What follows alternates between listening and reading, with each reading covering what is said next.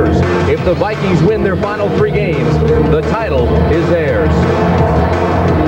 And good afternoon, everybody. I'm Tim Brandt. These are two teams very much alive for the #1. Minnesota still trying to get that #1 spot in the NFC Central. They win their final 3 games. The title is theirs. Atlanta still very much in the hunt for #1. A dubious and yet significant honor. That's the #1 draft pick. They are still very much alive for that. It goes to the team with the worst record. And yet Jim Hannafin comes in as the interim head coach. He's got this young team fired up and playing very loosely. And as we turn to Dan Jiggets, our analyst today, Dan, I'm going to ask you about the Minnesota Vikings.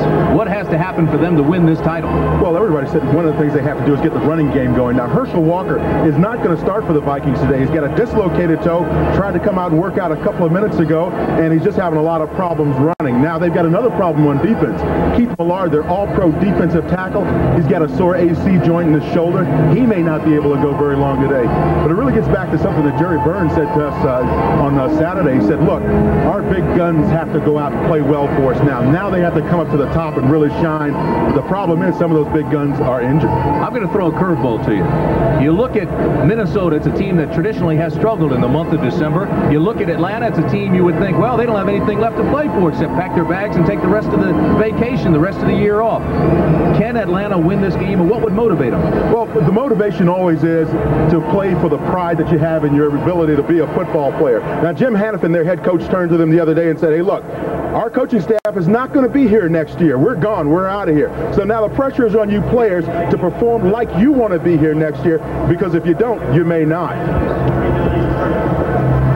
All right, Dan, Atlanta is 0-9 on the year on the road dating back to last year. The Vikings have won 11 in a row at home dating back to last year. But how about this statistic? 6 of the last 7 games between these two have been decided by a touchdown or less. Greg Davis will be kicking off for the Falcons. DJ Dozier, number 42, is deep for the Vikings, standing at his own 2, and he is the man who will replace Herschel Walker in the starting lineup this afternoon. We're just about set. Davis gets the whistle and he'll approach the ball. High kick. Dozier at the 5. It's a good block.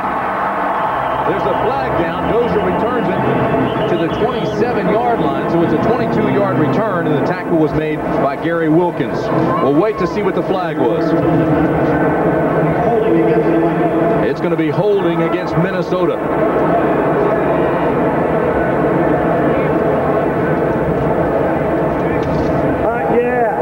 During the run back, number 85 of the receivers, half the distance to the goal, 1st and 10. Novoselsky, the tight end, is the man who was guilty. Red Cashin is our referee. There's your quarterback today. That's Wade Wilson, and the numbers for 1989. 6 touchdowns, 11 interceptions, got off to a slow start. Said he was trying to force things too much early on. Offensively now, the offensive line has been questioned out here in Minnesota. Zimmerman, McDaniel, Loudermilk, Kalis, Irwin. The tight end is Steve Jordan. I say questioned only because the offense and the scheme has been questioned. Dozier for Herschel Walker, Finney, Carter, and Jones, the wideouts. And you see Gustafson and Lewis come in obvious passing downs. First down, Minnesota. This is Finney. Gets 1, maybe 2. Good fill by the right side of that defense. The tackle was made by Deion Sanders. Let's set that defense for you. It's Gann, Tony Casillas in the middle, and Ben Thomas, the right end. The linebackers, Bruce Brady, Jesse Tuggle, the leading tackler, and he has been active, having a marvelous season, and Tim Green, the headbutt specialist. Butler, Sanders, Gordon, and Moore in the defensive secondary. Scott Case, all-pro last year, suffering with a groin, comes in along with Dimran nickel situations. 2nd down and 7. The ball at the 12. Wilson with pressure, and he's going to be taken down for the sack. It will not be a safety. They'll mark it inside the 1, but Andre Bruce came through cleanly. Tim, when I talked to Andre Bruce before the game, you know, he was popping off in his feet, looking real spry. You know, the one thing this young man wants to do is rush the passer, and I'm glad to see Atlanta finally turning him loose and letting him go after the quarterback. He's right at the top of your screen, number 93, Andre Bruce. Now, you see Finney's trying to block him up there, the fullback. He just simply throws Finney to the ground, and now he throws Wade Wilson to the ground. This young man can rush the passer. That's what he did at Auburn. That's what the Falcons have got to let him do. Awfully close to being a safety. Loss of 10, 3rd down and 17. The ball is marked officially now at the 2.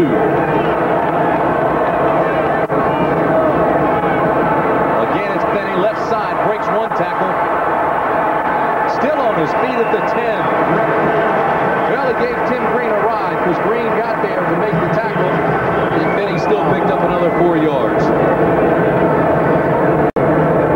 criticism of the Minnesota Vikings offense for at times being conservative, but when you try to pass on second down and you almost get a safety, then you have to wonder about whether or not you feel secure down near your goal line throwing the football and having your quarterback in the pocket. Well, Bob Schnelker has come under a lot of criticism this year from the fans in Minnesota, but he has been defended very vociferously by Jerry Burns. Low snap for Bucky Scribner. Gets off a high kick that'll take Deion Sanders all the way back to the 35. Sanders breaks the tackle and gets out to the 41. A 52-yard punt and a 5-yard return. The tackle made by Andre McMillan. Tim, we were coming back up from the field before the ball game, and we saw the Vikings. They came past us. You saw the look in their eyes. What kind of a team did you think that they were when they were going down that ramp? Do you see that focus in their eyes? Team on a mission, no question about it. So I'm glad I'm not playing them today. Chicago Bears, 5 years in a row on top of that NFC Central. But right now, the Vikings, if they win their final 3, can take it. First down at the 42. The give in the backfield to Keith Jones, and he gets a couple of tough yards. Offensively for Atlanta, Chris Miller is the quarterback. He's got 10 touchdowns, 6 interceptions. Only 28th NFL start, and he's thrown for over 5,000 yards. Offensive line in front of him, Ken Clayton Dukes. Tommy Robinson starts for the injured Bill Fralick, broke his hand last week. Houston Hoover and Ron Heller, the tight end. Jones, Settle, Collins, and Haynes, the skilled positions. Bailey and Dixon coming in obvious passing downs.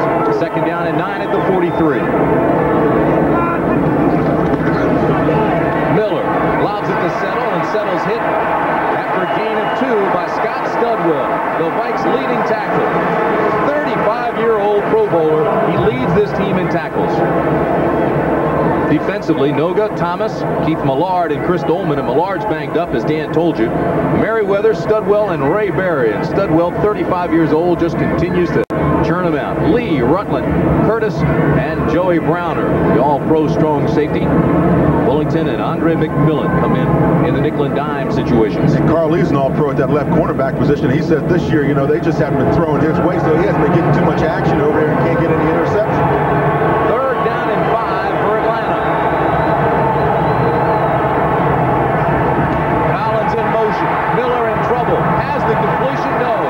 Collins had it but couldn't hold on.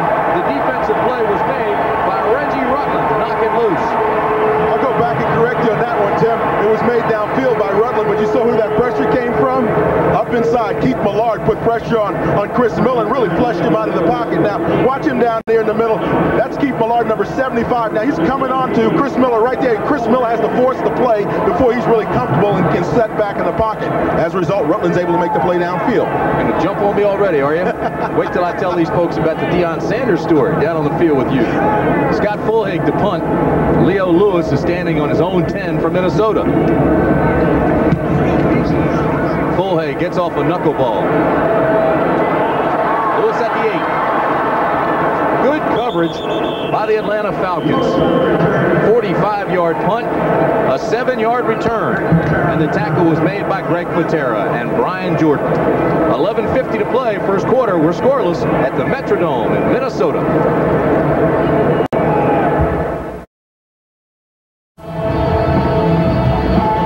Jim Hannafin back there talking to his players. A humorous man, but a serious coach. Took over when Marion Campbell stepped down. Jim Hannafin, 0-1 as the interim head coach. Former head coach in St. Louis. His team's won 10 or more games in 1974, 75, and 76. Won 2 division titles. And he's got a tough job now because he's the head coach, but not only that, he's also the offensive line coach. You see him talking with Houston Hoover and Mike Kenneth, 2 starting offensive tackles. He's got double duty today. Both teams 3 plays and punt on their first possessions. First down, Wilson pumps, rolls to the outside, a flag goes down. Wilson's got plenty of running room. Look at this. Out to the 46-yard line, but there is a flag. A gain of 30. And they're going to call it back. This is a one-dimensional Wade Wilson that really scared the Falcons when they talked about his ability to run with the football, but it's all for naught as this one's coming back and it's a penalty tacked on. Holding, number 63 on the offense, half the distance, still first down. Kirk Loudermilk, the 5-year veteran out of Ohio State, was the man guilty of holding. Kurt Loudermilk is, of course, to the center now. He delivers a snap there. Now what happens is a lot of times when your quarterback starts to roll out, you start to turn and you grab your guy. And that time he grabbed Tony Casillas and threw him down to the turf, and that's how come he got the holding penalty. Tough on those centers, you know, you got to snap the ball and then do the same thing everybody else in that offensive line is doing. That is blocking somebody. Look like a wrestler with the Grammy roll. 7-yard penalty. It's first down and 17 on the 7. Vikes have been backed up. Here comes Marcus Cotton. Great pressure by Cotton, the 2-year veteran. And again, it was a dangerous play. And Mike Gann up inside 76 comes in and helps get the ball, get the pressure on the football, and as a result, Wade Wilson can't get downfield. Now watch, you can see Gann 67 come in along with Cotton 51, and they just jam up Wade Wilson's view downfield, and Gann, now Wilson throws the ball and hits his offensive tackle. That's what the problem was. He saw that pressure coming from Cotton and hits his offensive tackle. Cotton hit his arm. Second and 17 for the Vikings at their 7. 17, they're backed up at the 7. Play action, right side again, there's pressure. And Marcus Cotton makes the tackle at the 5. Well, here come the boos. These fans have not liked the offense that Minnesota's been running.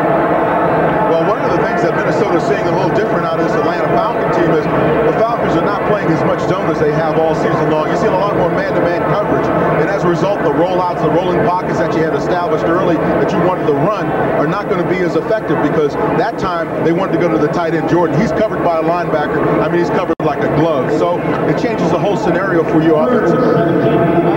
It'll bring up 3rd and 17 for Minnesota. 6 defensive backs now for Atlanta and 4 wideouts for the Vikes. Out of the shotgun. Wilson throws. This one has it completion. Hassan Jones has the first down.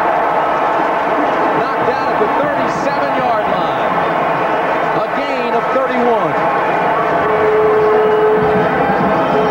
One of the things that happens is if a quarterback like Wade Wilson gets the opportunity, that is, gets the time to throw, then he's going to be successful downfield. Now, this time, his offensive line really sets up a nice pocket for him. He's able to step up in the pocket. Now he finds Hassan on about a 15 or 20-yard out.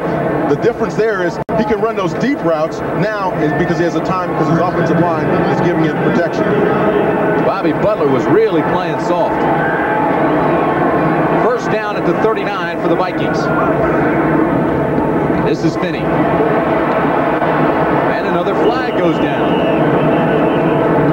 Jesse Tuggle with the tackle. Holding against Minnesota. So much for being focused. Well, a lot of times you come out, and one of the other things that the Vikings didn't want to do is come out and play tight. Holding, number 63 on the offense, still first down. Loudermilk's having all kinds of problems with the nose tackle, Tony Casillas. That's the 3rd penalty against the Vikings. It'll be first down and 20. Many times what you're doing when you have an outside play like that, you're the center, you got to reach over it and cut that nose tackle off, and if he jumps on the ball on you just a little bit, all of a sudden you're in bad position, and now the only thing you can do is grab him, and that's what Kurt Loudermilk did.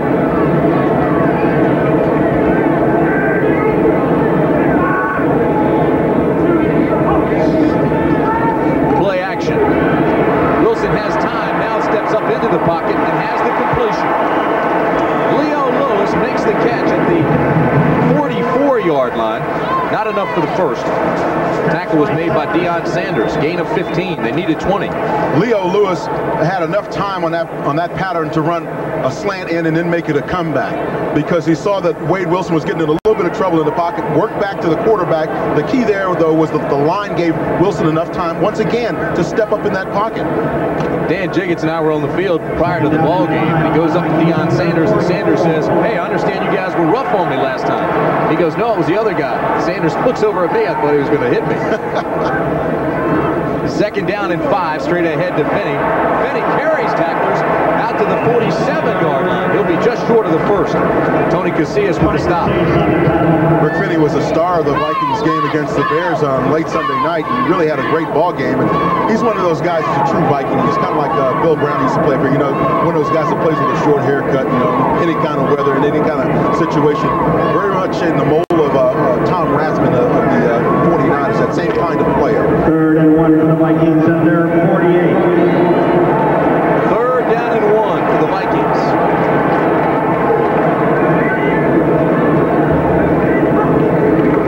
Straight ahead, Finney has the first down, ball's on the ground, and I think Minnesota got it back.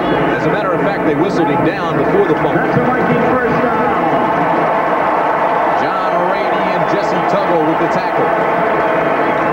Rick Finney with the run. Tough. Those tough yards, that's when you want to get your fullback into 240 pounds. Let him buckle it up. See, he's got an extra tight chin strap there. That's what those fullbacks need. They need a chin strap, a face guard like a lineman, because that's what they are, a lineman with a low number. Finney's 397 yards. Close by Minnesota fullback since Alfred Anderson had 773 in 1984. That's the second first down for Minnesota. This drive started on the 14. DJ Dozier, big hole, right side, inside the 30, the 10. Touchdown, Vikings.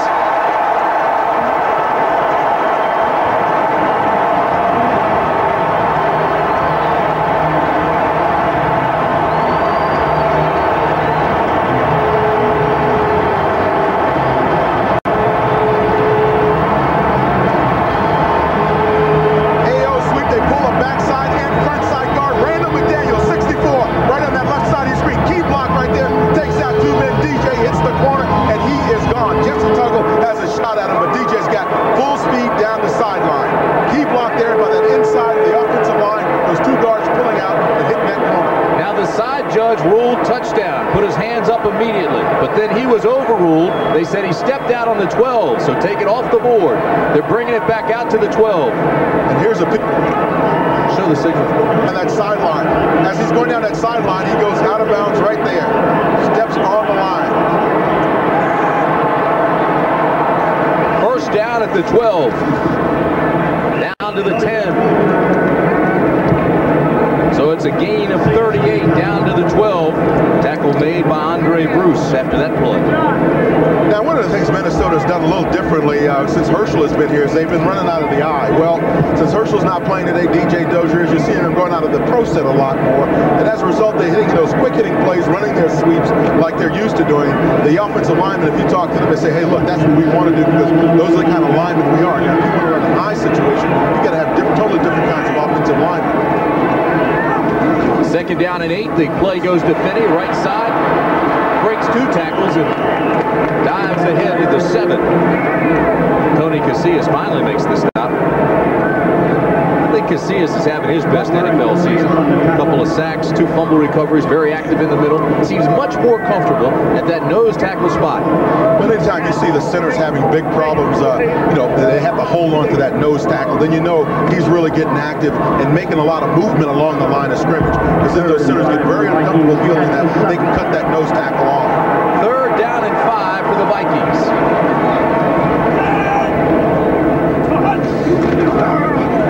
Wilson looks, checks off, comes back to the right to Dozier at the 3-yard line.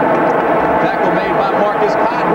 And Wade Wilson's looking over because he knows now he had Hassan Jones open in the end zone, and Hassan was standing up doing jumping jacks because he wanted Wade to come to him.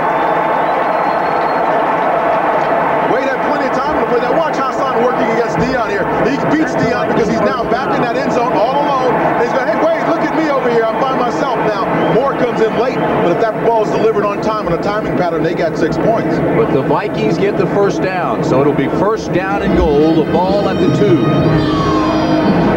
And the Vikings have been strong down here. 3 tight ends, Jordan, Ingram, Novoselsky. Play action to the right side. Touchdown, Vikings. Darrell Ingram with the catch.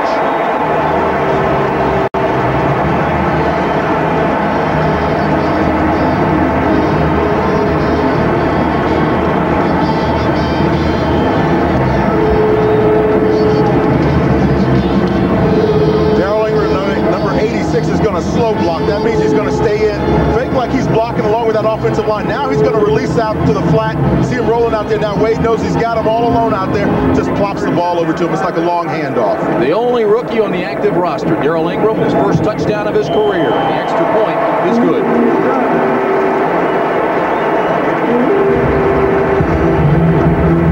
Only his 5th reception of his career and his first touchdown.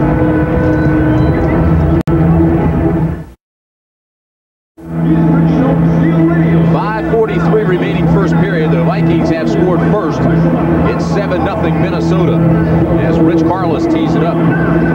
86 yards, 11 plays. It took just over 6 minutes. Wilson was 4 for 5 on that drive and hit the rookie with the 2-yard strike.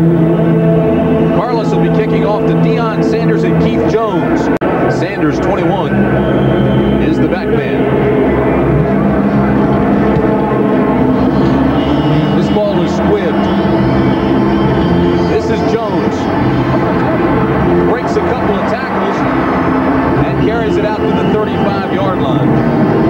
Tackle made by Jesse Clark after a return of 21 yards. It was almost made by Wilkins, the tight end, but watch how the Vikings scored on this touchdown. Now, here's the tight end right here, Ingram. Now, they're going to pretend like they're going to pass, they're going to run block here. Watch the play action now. The other key, Britton Novoselsky, the other tight end, blocks down. That swings out Ingram out into the flat. He's wide open on the play. Solo play action. Now you have a pick right on the line of scrimmage because that tight end is down blocking. You get Ingram out there in the flat. Touchdown, 6 points. Robert Moore just bit on it and blew the coverage. Well, he's probably thinking sweep in that situation. He could have been thinking Ingram. This is to Collins. What a catch by the rookie. Down inside the 30 to the 24-yard line. Oh, my. And Collins may be hurt. He came down funny on his legs, but it's a gain of 41. Reggie Rutland made the stop. The U.S. Marine Corps Reserve of the Minnesota Vikings. Sean Collins came into this game with 45 catches, and that's a rookie record for the Falcons. And Travis Curtis, number 49 for the Vikings, maybe he's still looking for some other parts of his equipment down on the field because Sean Collins just puts a move on there. One-hand stab, grabs the football, makes nice yardage after the play. Athletic ability there, though. He just grabbed that football right out of the air, but he went down hard. Did you see his legs? 5:13 remaining first period. They'll work on Collins, and we'll be back.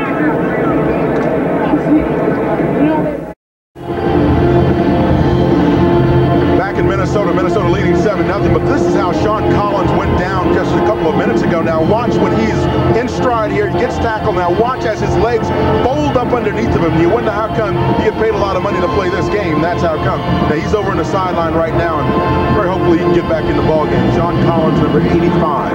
He looks to be all right. Amazingly so. First down and 10.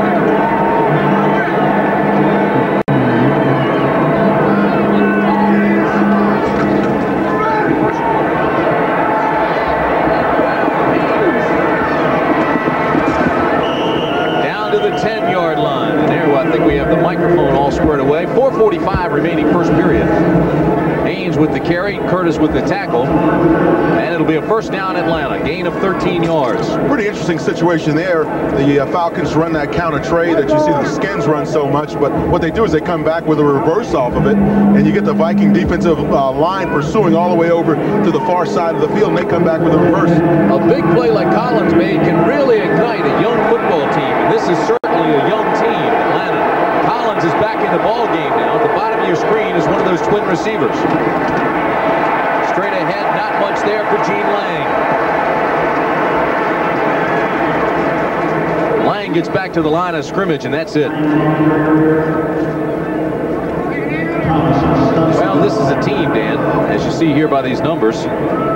They're right up near the top in turnovers and takeaways, and yet they haven't been able to produce the points, especially inside the 20. That's right. That's the thing, though. If you have a lot of takeaways, then you've got to produce the numbers in terms of getting in the end zone and kicking field goals as well. And that's what the Falcons really have had a tough time doing this season. And as a result, you look at the records, and that's reflected. Second down and 10 for the Falcons.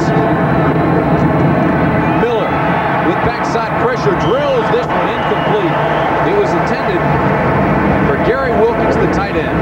And Gary Wilkins should catch the football in that situation. Granted, it's a little bit behind him, but you get your hands on it, you slide down to the ground, whatever you got to do to catch the football when you can get it down on the 4-yard line. You're right. Jim Hannafin is going to probably rip into him a little bit when he hits that sideline.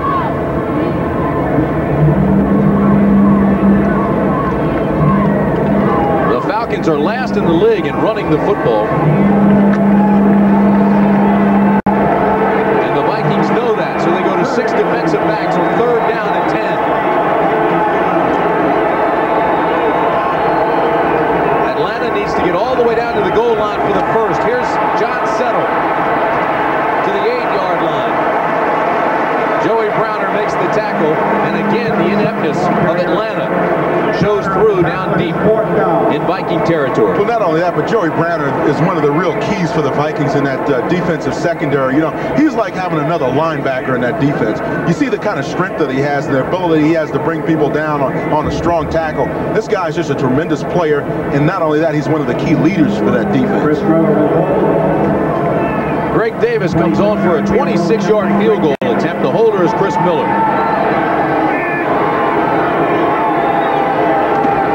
26 yards out, it's good, and Atlanta is on the board.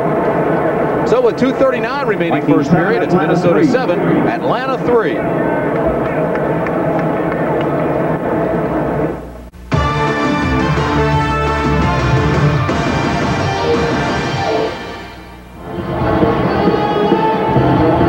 First 15 minutes winding down, 2:39 remaining first period. It's 7-3 Minnesota. And Atlanta with a fine drive. The big play, of course, was the catch by the rookie, Sean Collins, a one-hander. 6 plays, 55 yards. It took just over 3 minutes, and they got the field goal out of it. Hannafin would have wanted much more, I'm sure, but the offense just couldn't move down deep in Viking territory. Greg Davis kicking off to DJ Dozier, number 42.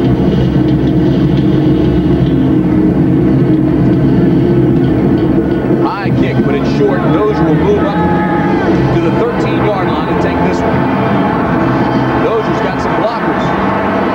And now it's taken down at the 25. 12-yard return by DJ Dozier. But good field position now for the Vikings to start off after the tackle by George Thomas. And Tuttle on the tackle. And for our viewers just joining us, you may wonder how come Herschel Walker's not in that backfield. Well, Vikings will start stubbed his toe, dislocated his big toe, and had to come out of the ballgame. He actually did it on Friday at practice. He ran up into the line, bumped the toe against one of his offensive linemen, spun out, went out, got some treatment, came back to practice. But on Saturday, the toe swelled up, and he just could not go today. First down at the 25 for Minnesota. Dozier. Nice cut inside to the 32-yard line.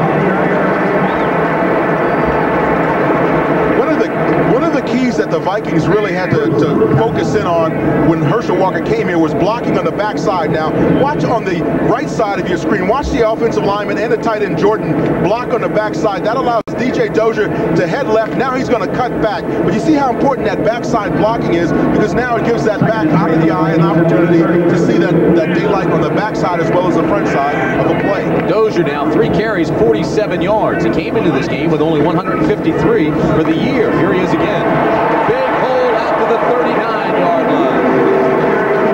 Tripped up by Jesse Tugler, and he would have had a lot more. That was a key tackle by Jesse Tugler. He was down on the ground and just kind of reached out and grabbed DJ Dozier's foot. Key tackle there. He saved his team about 20 yards on that play. Leo Lewis comes out of the game for Minnesota. Hassan Jones comes in. It's first down Minnesota at the 40. Jones goes to the top of the screen. AC, Anthony Carter to the bottom. Quick drop and throw. This is Carter. He's gone. They won't catch him. Here comes Sanders. Down to the 10. Well, he got behind everybody. I thought he was gone. You don't say that was Sanders. Tim, I think this kid can run with the best of them. Have you ever seen Anthony Carter caught from behind by a defensive back? Again, Deion Sanders coming from the top of your screen, comes back and makes the play. Now here's Anthony Anthony Carter isolated here on Butler. Now, he does that quick slant. That's what Minnesota does with him all the time. One of the things they want to do is get the ball in his hands and just let him run. But watch Deion Sanders with that outstanding speed come up catch him. Now, he's still grabbing around the top of the helmet. One thing he's got to learn to do is get his hands on the shoulder pads or the lower part of the body, because every time you grab that helmet, you should get a penalty. A gain of 51. Carter came up smiling because he thought, like I did, that he was gone. This is Benny, left side, down to the 5-yard line. Kind of like one of those Cougars, you know, or Puma, they let somebody, you know, they let the game run about 50 or 60 yards and then they catch up with them. So no, let them run about another 10. I can't remember the last time I saw Anthony Carter caught from behind. That's the end of the first quarter with the score: Minnesota 7, Atlanta 3.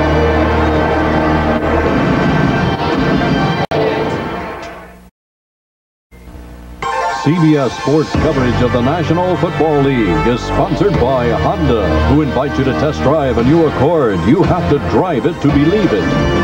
Nikon, we take the world's greatest pictures. And by Miller Lite, America's favorite light beer, brings you the Miller Lite All-Star Super Bowl.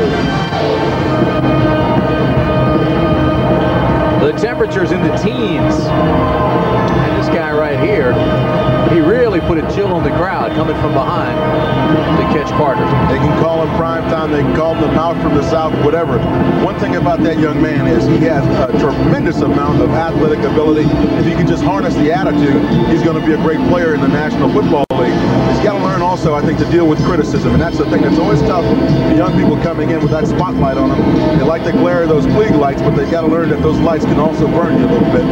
People pay that much attention to what you're doing. Tremendous athlete. It'll be 2nd down and 5. The ball at the 6 for Wade Wilson and the Vikings. Boy, that was some play. You know, Carter was about 5 yards behind everybody. And keep in mind how fast Anthony Carter can run. I mean, he had the ball in full stride, heading to the end zone. Everybody, I think the scorekeeper had put 6 points up on the board already, and all of a sudden here comes Deion Sanders out of nowhere. Remember, he did it against the San Francisco 49ers 2 times in that ball game. Caught Jerry Rice and Henderson, the running back.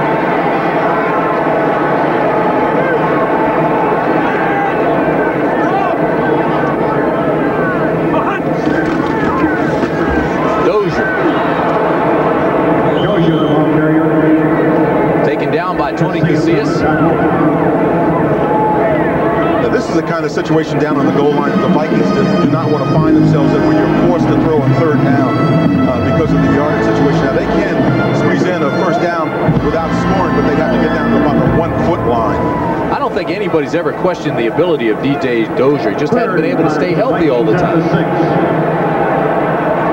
3rd down and 5 now at the 6. 6 defensive backs for the Falcons.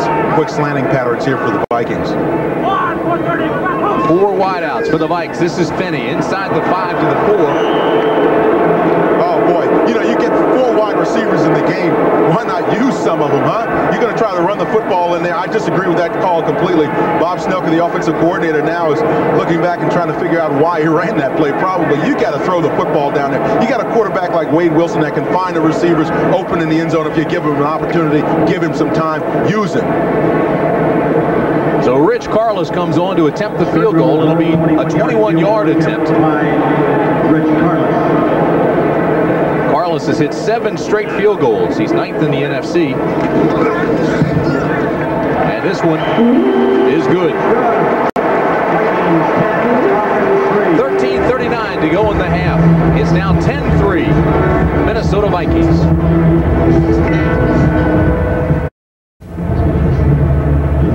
Bring you up to date on the playoff situation. Minnesota 3 final wins, and they take the NFC Central. San Francisco can clinch with a win Monday night. Philadelphia leads the NFC East, and they've beaten the Giants twice. This is the wild card scramble. Teams still alive: Washington, Chicago, and New Orleans. They need a lot of help to get in, but the other ones are very much alive in the hunt. This is the AFC picture. 642 possible scenarios. Okay, we'll start going through those for you right now. We'll wait for you. And here's the wild card picture in the AFC.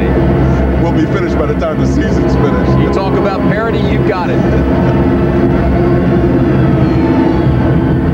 Rich Carlos to the kickoff for the Vikings. Sanders and Keith Jones will be deep for Atlanta.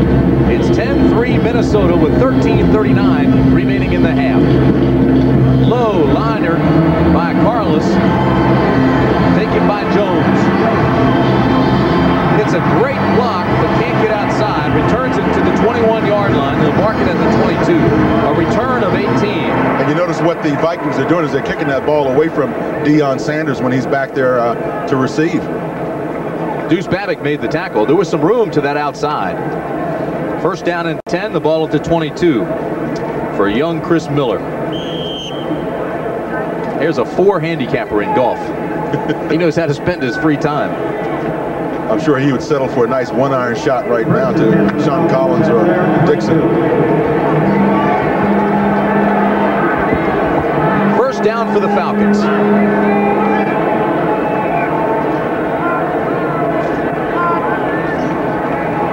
Miller, 5-step drop, throws out into the flat, has the completion. And Jones is taken down at the 25-yard line. Scott Studwell with the tackle.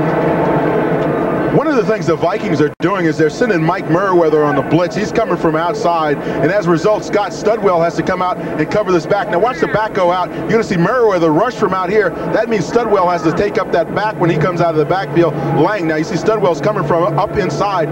Key there, though, is it gives that back an opportunity to get out to the flat and get free, and Chris Miller dumps it off to him. It'll be second down and 6. The ball at the 26 for Atlanta. Motion. Miller's got pressure, throws again to the flat. This one's dropped by Keith Jones. Oh, the ball hit him between the 3 and the 8, and he couldn't hold it.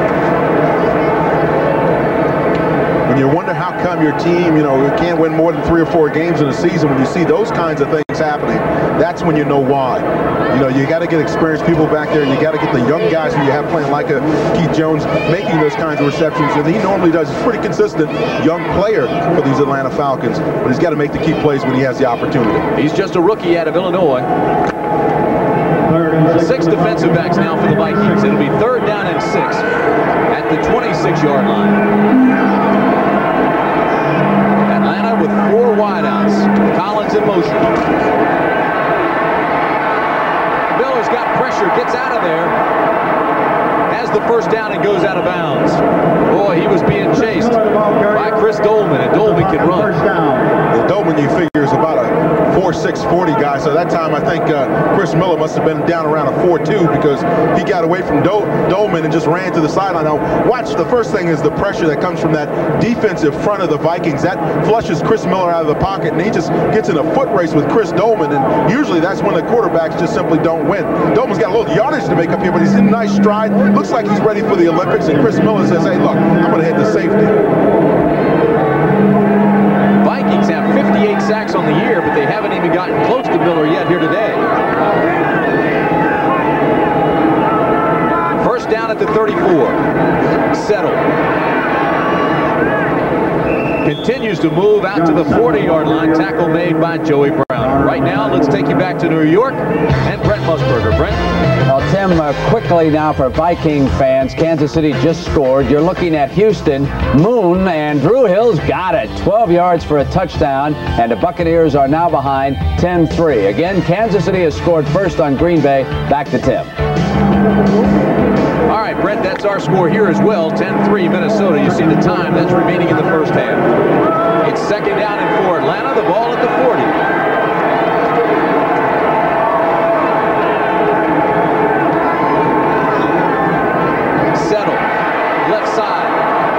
It up. He's close to a first down out at the 44. He was tripped up by Reggie Rutland and Scott Studwell. A very important mark here for the Falcons. They're going to move the chains. That's a Falcon first down. Great second effort by Settle to get the first. Yeah, because Chris Dolman really had him dead to right in the backfield, and he made an exceptional move to get past Dolman. Dolman made a nice play and got away from 2 blockers, and then had his sights set up on John Settle and just missed him. You saw him there. He's a little frustrated because he missed that opportunity. Dan has now 200 carries for Settle without a fumble.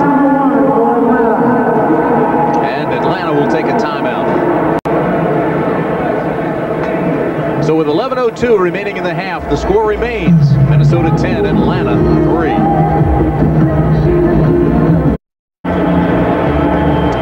You are looking at Sergeant Rock, Floyd Peters, the defensive coordinator for the Minnesota Vikings, guy who's been mentioned in a lot of circles for head coaching positions in the National Football League, and it is time for him to step up to the post. I think somebody's going to give him that opportunity very shortly.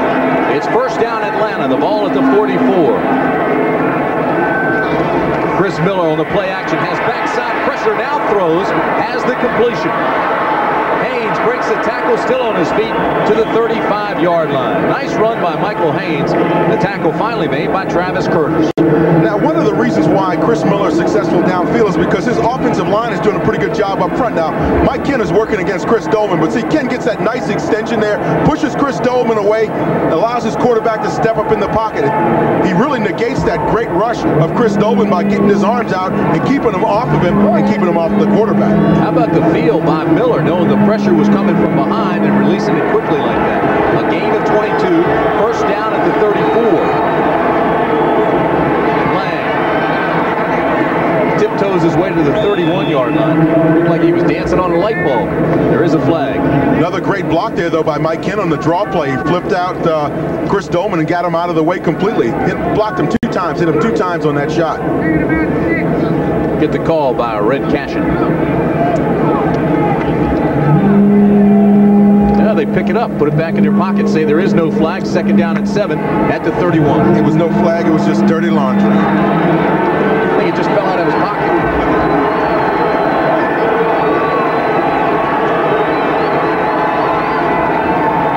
Falcons need 7. Miller fires, has the completion. And Jones at the 30, and the crowd likes the defense out there by Joey Browner. But Joey ran him back to the next county just about when he made the stop. Told you how physical this guy is in that secondary for the Vikings. Joey Browner has tremendous hand strength, arm strength, the whole upper body, and that's a result of a lot of arts that he does. And of course, you see it as a result now. When he comes up and makes that stop, he just pops people cold. He's big too, 6'2", 224 pounds. We're talking to him about the situation with his older brothers. Of course, he's an Atlanta guy. He comes from Atlanta. He said that he could never brag when he was a young man because when you have older brothers like Ross and all those guys, you have to be kind of humble. Third down and 2 for the Falcons.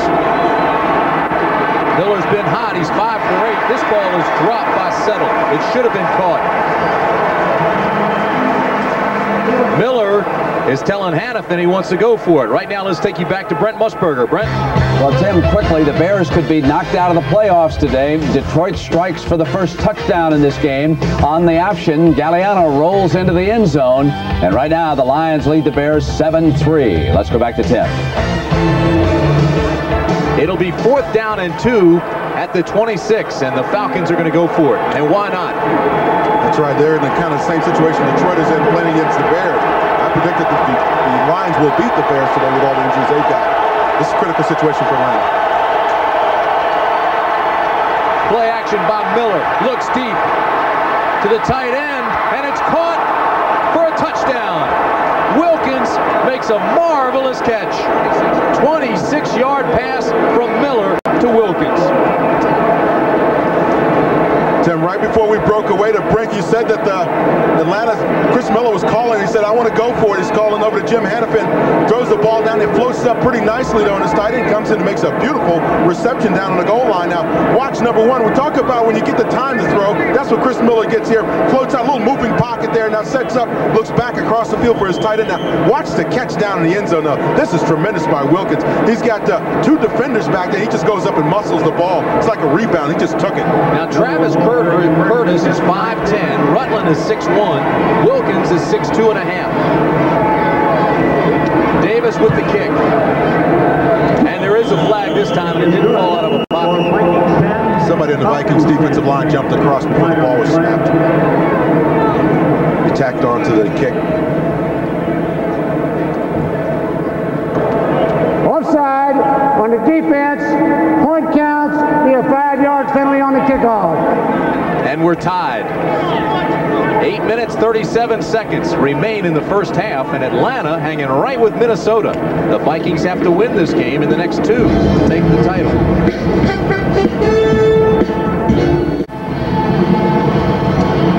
Jim Hanifin, the interim head coach, goes on 4th and 2. And his young quarterback, Miller, throws to Gary Wilkins for a 26-yard touchdown. And all of a sudden, we're tied at the Metrodome. 10 plays, 78 yards. It took 5 minutes, 2 seconds. And there's the touchdown, of course, to Wilkins. Watch a boost kick. Miller, 6 for 10, 103 yards and a touchdown. He was 4 for 6 on that drive. Greg Davis kicking off to that guy, DJ Dozier.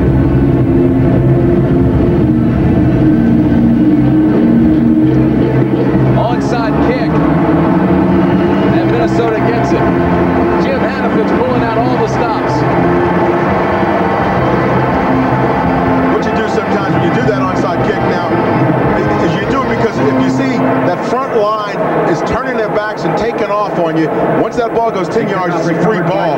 So if you see that Minnesota front line turning their backs and running back field in order to set up their blocks, then you're going to try to pooch it up there a little bit and see if you can get back to it. This time, it didn't work for the Falcons. We saw the Redskins do that against Chicago just a couple of weeks ago, and it worked very well. It was recovered by Deuce Babick. First and 10 for the Vikings. Minnesota has excellent field position at the 46. First down, Vikings.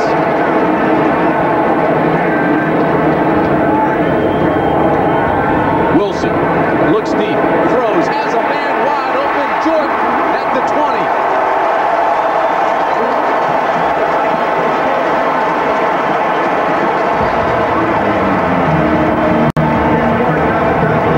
A gain of 34 yards.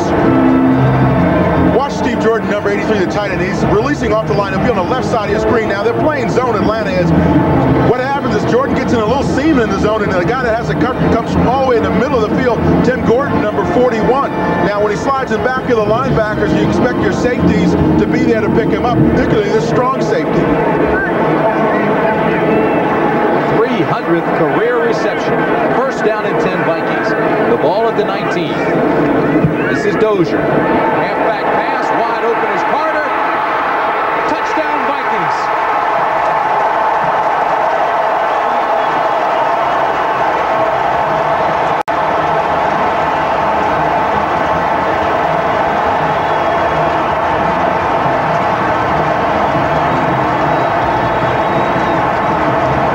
This is fun. We've got a little bit of everything. We saw the Vikings practicing that halfback pass with Herschel Walker earlier in the week, and Herschel could not throw the football. I mean, he throws terrible. DJ Dozier's got a pretty good arm. Well, even DJ hung it up there because AC was wide open, and he gave Cooper and Gordon time to catch up. They wanted to make one for the highlight reel. Carlos with the extra point attempt. And it's good. Anthony Carter said this pass was so nice, he caught it twice. 19 yards on the play. DJ Dozier on the halfback option. Now watch him just sit out here. Says, hey, I think I'll plunk it down to AC. Now, AC's going to get 2 opportunities to catch it. 1. Now he's gone up for the tip drill. 2. Catches it, 6 points.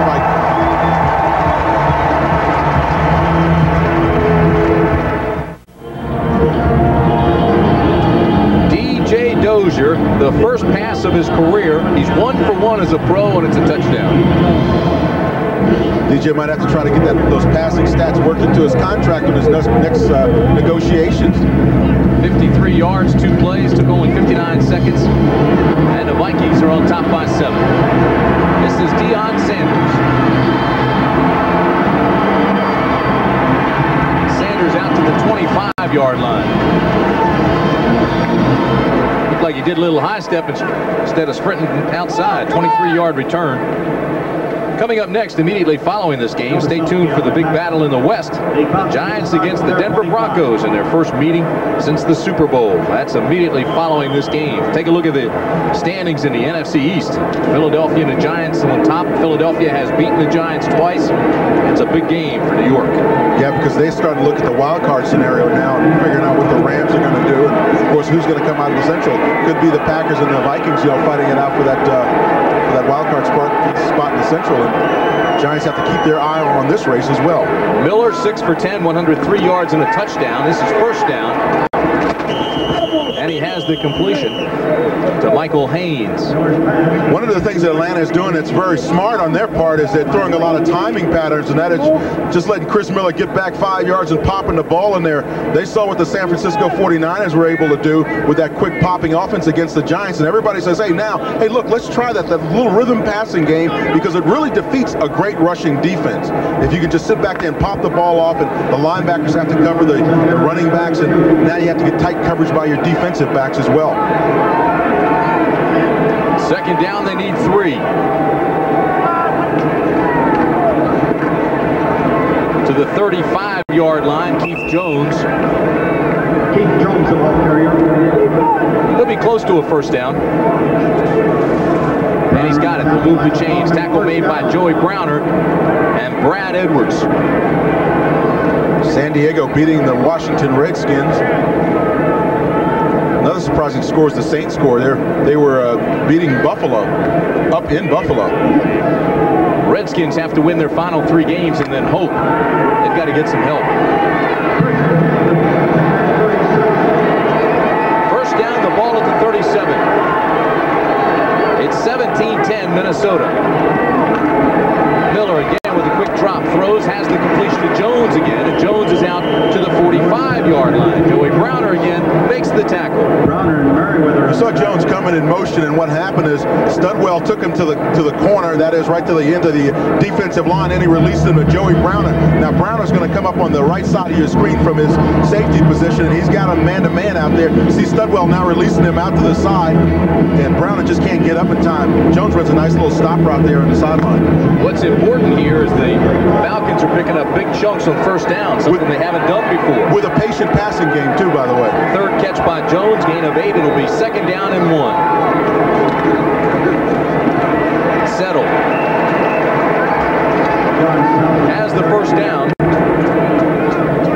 Tackle made by Henry Thomas. And Henry Thomas is one of those guys that Floyd Peters said he's a steady guy there, the plumber. You know, the guy that you can always rely on to get there and fix the leak if you got one in your defense.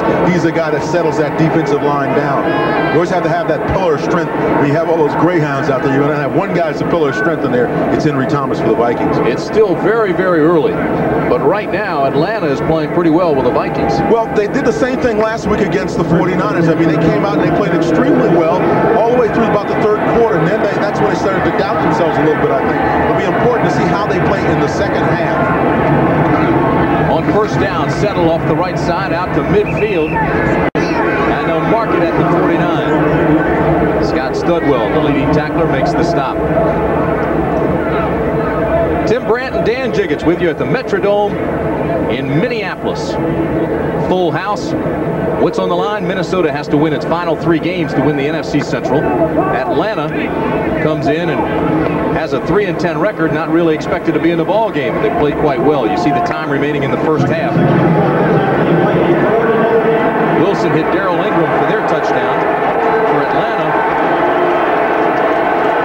the big play was made by Collins. Second down and 6. Miller fires. Joey Browner with the interception.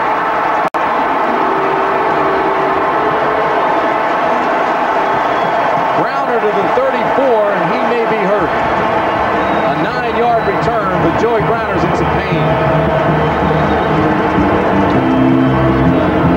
Talk to the secondary of the Vikings. They said one of the things Chris Miller doesn't do is throw a lot of interceptions, and the main reason why is he's a very patient quarterback. That time Joey Browner just kind of sat back there and watch him play that right field and just sit back there and pick off Chris Miller. Now there's one problem that Miller has. He knows he's got Keith Millard breathing down his neck, so he gets out to that corner. He knows he's got to unload it.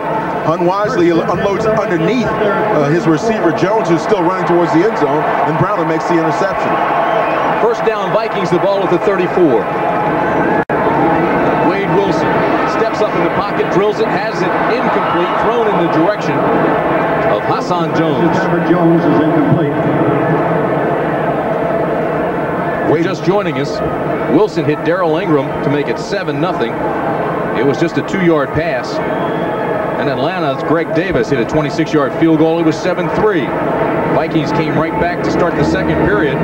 Wilson to Carter, 51-yard gain, and Carlos hit the 21-yard field goal to cap that drive. It was 10-3, and Miller threw to Gary Wilkins for a 26-yard strike, 10-10.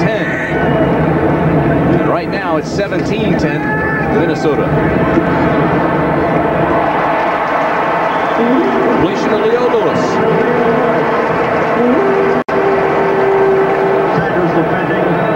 One of the things that's happening is Atlanta's defensive backs, particularly Deion Sanders, is giving a nice big cushion to Leo Lewis. He respects the speed that Lewis has, but what Lewis does is he pushes him off now, so he makes him think he's going upfield. Now he breaks back to the ball on that comeback route. What you do is you set up the defensive back, letting him think that you're going to try to break it deep, and then you break back to the ball. And it's all for naught because it's holding against the Minnesota Vikings. It's on Tim Irwin. So a gain of 14 is negated. That's the 5th penalty for the Vikings. Atlanta has not thrown a flag yet. When we talked to the Vikings earlier this week, they told us the one thing they have to do is they have to play loose. Jerry Burns was adamant about it. He says, I want my guys to play loose. Well, they came into the game very focused and very much into the game, and maybe they came in tight. When they play tight, they don't play well. It'll be 2nd down and 20, the ball at the 24.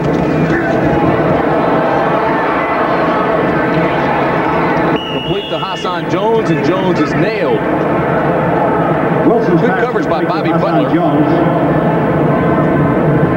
Mike Gann came in and put a little pressure on that time and flushed Wade Wilson out to the side. That always helps your defensive backs out. They know that they've got a big defensive lineman. He's number 67. Now watch him put the pressure. 76, excuse me. He's at the top of your screen. Nobody really blocks him. Rick Finney tries to get a hand on him late, but he's already chasing Wade Wilson all around the county.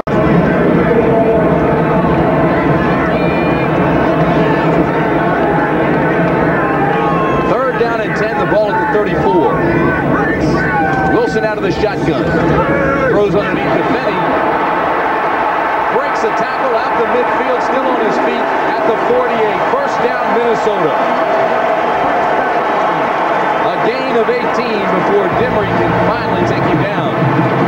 Rick Finney is Bogart tough, you know, like Humphrey Bogart was in all those movies. See, when you get a fullback that can go out there on the screen and he doesn't yell go to his lineman, Kurt Loudermilk, 63, was out there on the screen with him. He just wants to take it all in there by himself. He did it that time. Now watch him when he's got his lineman Loudermilk out there in the center, 63, and watch Finney never tells him go because Loudermilk's still standing there. Now as a lineman, you can't run until you hear that go from the running back. In this case, Loudermilk's still looking. He's looking now. Finney's down there beating up the whole secondary. It'll be 1st down and 10 at the 48. Here's Wilson again. Backside pressure. Now throws up top. And it's incomplete. Tim Gordon had a shot at the interception because Dozier actually fell down and he may be shaken up.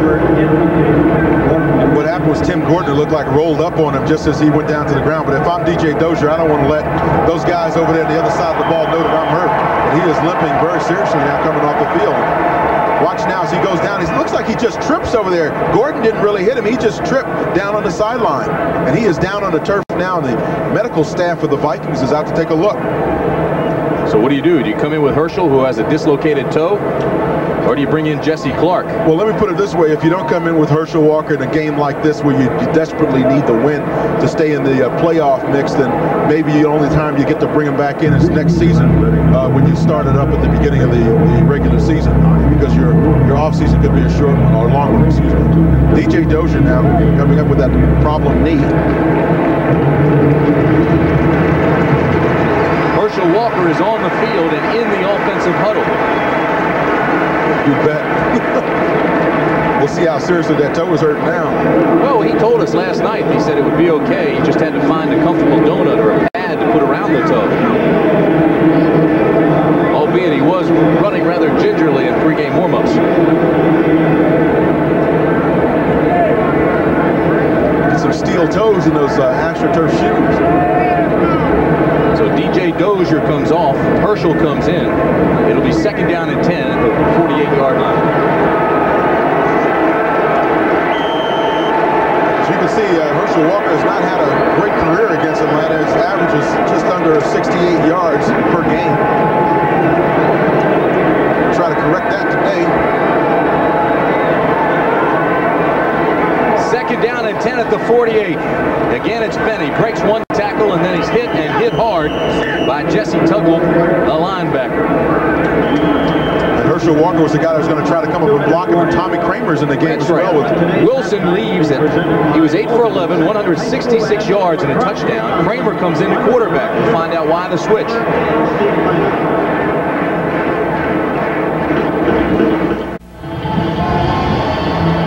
Wade Wilson, they were working on his ankle. He twisted it slightly. They've retaped it, and now he comes back into the ball game. This was just moments ago. The trainer working on that left ankle. He was sacked hard, twisted that ankle, got it caught up underneath of him. And he's back in the ball game. Kramer comes in for one play, puts his baseball hat back on, and goes to the red man. It'll be 3rd down and 11. The ball at the 49 for Wade Wilson. Pretty good numbers today. Out of the shotgun. Has time and the completion. Hassan Jones with the catch at the 27-yard line. Deion Sanders made the stop. 1:45 remaining. One of the things you want to see Deion Sanders learn to do is play tighter coverage when you're 15, 20 yards downfield. You got to, at some point or another, you got to snuggle up to that receiver and let him know that you're in the area and you care about what he's doing. Deion's still giving too much of a cushion. A gain of 22, 3rd catch by Jones.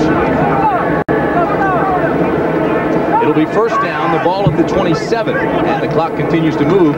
1:20 remaining in the half. Wilson throws underneath to Herschel.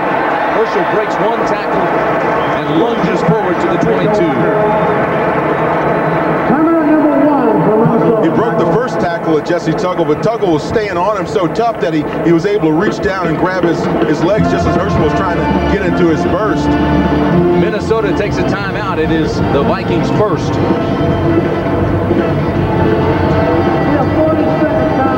Coming up at halftime, Brent and Irv with all the scores, highlights, and the latest information from around the league. And Dick Butkus profiles the Broncos rookie running back from Alabama, Bobby Humphrey, whose legs have taken some of the pressure off John Elway's arm. It's interesting watching the NFL today to see the feature that they did on Tom Landry and his concerns now about the direction that the Cowboys have taken. But we haven't really heard anything from Tom. He's been very quiet on that whole situation. It was nice to see him speak out a little bit. Jim Hannafin, the interim head coach. He is a funny guy. We must have spoken to him last night for 2 hours. He's the guy, he should be on Entertainment Tonight. He's not being funny now. He's serious. And it's 2nd down and 5 at the 22 for the Vikings.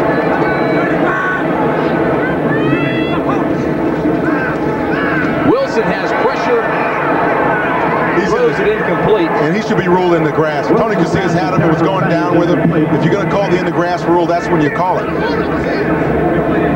If you're going to use that kind of rule, Tony Casillas was in there. It's exactly what he was saying, a red caution. Now watch Casillas 75. He's right in the middle of your screen. He's working against Kurt Loudermilk. Gets a nice rush up the field. Grabs the quarterback down by the legs. Now, that's the situation where normally everybody's concerned about the quarterback getting injured. This time they don't give him the call. So if you're the defensive lineman, the next time you're in that situation, you probably roll up the quarterback a little bit more. I agree with you. It has to be called. 3rd down and 5 at the 22. All you want is consistency out of the officials. Wilson going up top, going to the corner. Incomplete. He overthrew Steve Jordan, who had a step in the corner. Steve Jordan, a tight end with wide receiver speed. When you look at how fast you can get down the field, you understand how come Wade Wilson wants to look for him deep. But to go back to that call or that non-call, Tim, you're right. One of the things that the officials have to do is be consistent when they make calls like that, because otherwise it puts that doubt in the defensive linemen's minds, and that's when you see quarterbacks getting hurt because they take that extra step. So it brings up 4th and 5, and Rich Carlos comes on. A 39-yard field goal attempt. He's already hit from 21. Plenty long enough, and it's good. The Falcons were saying it was off to the left. The officials say it's good. Under a minute to play in the first half, and the Vikings have extended that lead to 10. Well, now a few of the Atlanta Atlanta Falcons now, what do you start thinking about over in the sideline? Because, you know, as we talked about at the top of this game, you're playing for pride and you have nothing to lose, absolutely nothing to lose. So you come out, you have some fun, and I'm sure if you go over there and listen in that huddle, what Jim Hannafin is telling his guys, say, hey, look, just go out there and have some fun, stay after them, and stay up and involved in the game, and good things will happen for you. Well, Carlos has now hit 9 straight field goals. Hit one from 21, he hit one from 39, and it's 20-10 Vikings. The Metrodome is sold out this afternoon. They enjoy their football up here in cold country. 15 degrees outside, snow flurries. Well, you're talking about cold now. You're from Washington, and they got 15 inches of snow down there. Minnesota doesn't have any snow. We're rather comfortable right now. Climate-controlled Metrodome. Comfortable 70 degrees. Redskins continue to trail San Diego. Key game for Washington. So Rich Carlos will be kicking off. Deion Sanders 21 and Keith Jones 38. They're standing at the 10. This ball goes out of bounds. And they throw the flag. Falcons will get it at the 35. Bounds, it'll be the receiver's ball at the 35-yard line. So no time goes off the clock. 59 seconds remain. And we'll see what the young Chris Miller can do. With 59 seconds, Chris Miller can work the sidelines very effectively with his big wide receivers. I go to Sean Collins in a lot of critical situations because he's a taller, rangier receiver than Dixon is. 6 of the last 7 games between these two clubs have been decided by a touchdown or less. 3 of them by 1 point. Let's watch the play of the cornerbacks from Minnesota. See if they have an outside technique to try to prevent the receivers from getting to the sideline. 4 wide receivers. First down at the 35 for Atlanta. Miller has pressure and is sacked at the 25-yard line. Chris Dolman, his 15th sack of the year.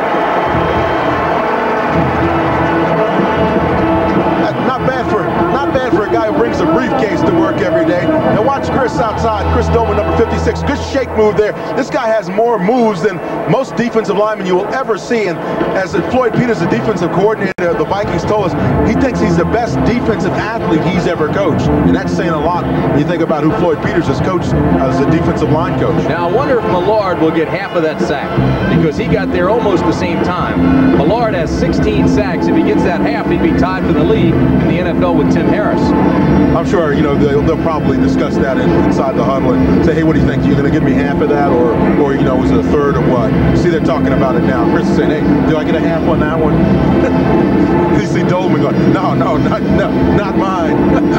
Millard and Dolman have combined for more than 31 sacks. They are tremendous. See, the one thing that they really bring to the game is when you see them pop off the ball, that instant pressure, it's like a microwave oven. As soon as that ball is snapped, they're up in the quarterback's face. When you have 2 guys like that, and Al Noga was really the other principal to add into the mix because he's putting pressure from the other side. Then all of a sudden, these guys become extremely dangerous. 59th sack of the year for the Vikings. It'll be second down and 19.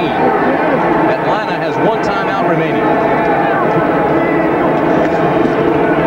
John Settle in the draw, breaks back inside and is out to the 40-yard line.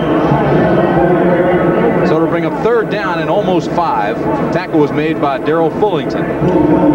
Mention a look at those cornerbacks to see if they have an outside technique. Watch Brim down here, 44 at the bottom of your screen. Watch him jump to the outside, take away that outside position. Here comes the pressure again. Miller fires this one incomplete. Collins is not sure whether that ball was for him. It is 4th down. Pressure came from Dolman again. Looked like Dixon and Collins both were in the same area. Once again, you see those defensive backs, they jump to the outside of that receiver. They say, hey, we're going to take away the outside. If you catch any balls, it's going to be in the middle of the field. You have to drain the clock. Scott Fulhake comes on to punt. Leo Lewis will be standing deep for the Vikings at his own 17-yard line.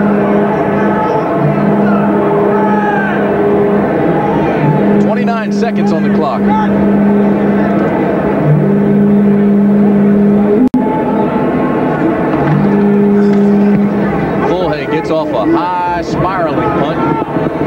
fair catches it at the 16. So it's a 43-yard punt, no return. They officially mark it at the 17-yard line, and the Vikings will have first down with 22 seconds remaining. Kansas City beating up on Green Bay up in Green Bay, and that's really a big surprise, because you figure Green Bay has got to be looking at the Central Division race and saying, hey, look, we're all over this thing now. We continue to win our ball games, and we're right in it. But Green Bay will wait until the fourth quarter. You know that. That's a surprise. This game's really not a surprise. Vikings playing fairly well when you remove the penalties, but they've been penalized quite a bit today. And they're in control of this game 20-10. The Washington game, a bit of a surprise. San Diego up on top of them by 2 touchdowns. The key thing for the Vikings is that they want to be able to win in December. They have not been lucky in December over the last few years, and they feel this is a critical month for them. And as we said before, they don't win their last 3. They're out of it. First down, Minnesota. The Vikings have scored on 4 of their 5 possessions.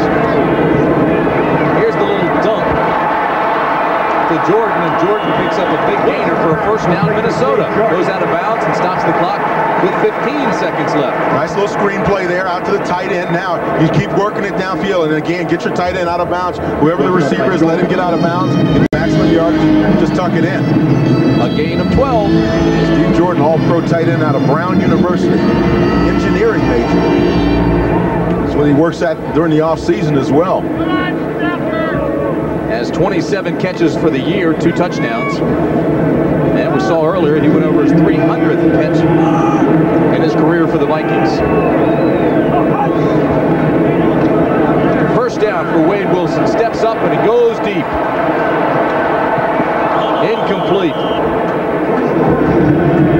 Boy, I thought for a second that Gustafson had a chance to catch it. Well, they ran the Big Ben. You know, you send 3 receivers down in a tight formation, and then you just throw it up there and lob it up and hope that maybe a Gustafson or somebody else can tip it to one of the other receivers or just catch it outright.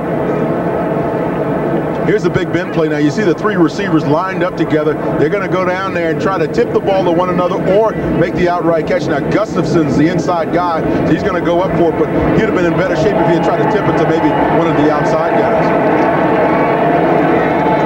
It'll be second down and 10. The ball will be 29. 8 seconds remain in the half.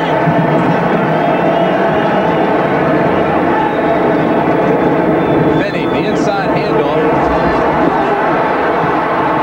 Across the 40 and goes out of bounds at the 44. 1 second still remains on the clock. He was knocked out by Marcus Cotton. Forced up by Scott Case.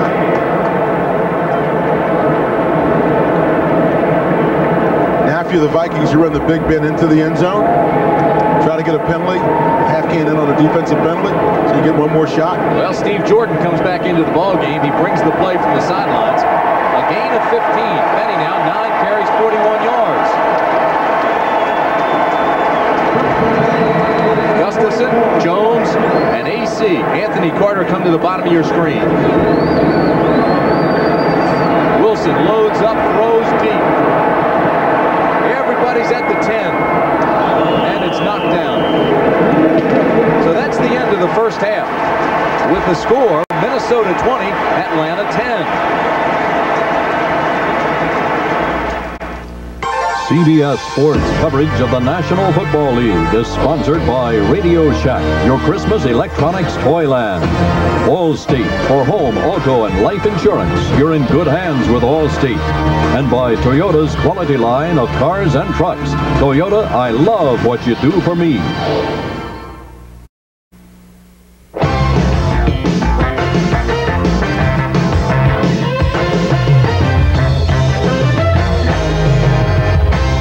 This could be a huge day for Minnesota. We'll get to that story, but to the scoreboard first. The big one in the NFC East, of course, in Philadelphia, the Dallas Cowboys and the Eagles. Bounty Bowl 2, all Eagles so far. That's Al Roberts on the right-hand side. That's the assistant coach who is supposed to have tipped off, Luis Zendejas. Early in the game, Zendejas with a chance to hit a 41-yarder wide to the right. And he is the target of the fans. Meanwhile, Randall Cunningham. On a fade pattern to Chris Carter. This guy is called a touchdown maker in Philadelphia. You can see why. And that was only his first catch. The second one off a fake field goal. Matt Cavanaugh looking for him. Cavanaugh rolling out to the right again. Carter using his great jumping ability. Goes up high for his second touchdown. And that's the score, 14-3 right there. Atlanta and Minnesota, of course, the game you're watching. Vikes are up by 10 right now, 20-10. Kansas City and Green Bay. Here is the first part now of the saga. The Chiefs have jumped all over the Packers, 21-3. So the Vikes would take a big move toward an NFC Central Division title, their first since '80, if the Chiefs hold on. Meanwhile, the Chicago Bears could be completely eliminated from playoff contention today for the first time since '83. They're down by 7 out of the Lions. Tampa Bay and Houston, and the Oilers have jumped on top of the Bucks, 20-3. Cincinnati and Seattle, a rematch of a divisional playoff of a year ago, 10-7 Bengals with the lead in that one. Pittsburgh and the Jets right now, 7-0. They've gone to the half with the Steelers shutting out the Jets. And New Orleans and Buffalo, the Bills have just kicked a field goal, but the Saints are upsetting them in Buffalo, 16-12 in the second quarter. And how about the job San Diego is doing, 14-7 over the Washington Redskins. Tolliver with 2 touchdown passes. And we'll continue right after these messages from your local stations. Watching on CBS. We're at halftime, and the Vikings lead the Falcons 20-10 at the Metrodome. And welcome back, everybody. I'm Tim Brandt along with Dan Jiggets. And Dan, it's been an impressive first half for the Vikings. The Vikings scored on 4 of their 6 possessions. They came away, didn't score on the last one, but 4 of 6 possessions, and Atlanta just hadn't been able to stop them. Well, I think the one thing the Vikings are a little concerned about is the fact they've had a lot of penalties that have really damaged their drives, and that's really taken them off the board. But one thing that they did have was a positive is DJ Dozier, and he rolled out through that halfback option pass. And I tell you what, he put a nice little spiral on it. AC did the right thing down in the end zone. He caught it twice.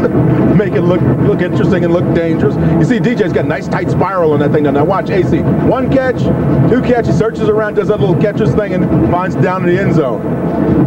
And DJ, you know, he was all over it. He was a very pleased guy after he threw his first touchdown off his first pass. He goes, yeah, I got it. Big half for DJ. He had 54 yards rushing. Fenny had 41. Filled in admirably for the injured Herschel Walker. But then it was DJ Dozier who went out with an injury, and Herschel Walker had to come back in with a dislocated toe and blood. Well, it'll be interesting, too, to see how hurt DJ Dozier is. It looked like a knee, and we certainly hope that it's not anything real serious, and hopefully he may be able to come back for the second half. We'll check on that. Both quarterbacks were extremely sharp. Wade Wilson went 11 for 18, over 200 yards and a touchdown. Miller was 8 for 14, 119 yards and a touchdown. So the quarterbacks were sharp. I think one thing, though, with the Falcons is they have to come out and play the second half like they did the early part of the game. That is just play loose, play free, have some fun, and let the final score be what it is. But if you come out and you come out tight and you're not enjoying yourself, then you're going to get blown out in this game. One thing Atlanta has done well is held out that Minnesota defense, only 1 sack on Miller this afternoon.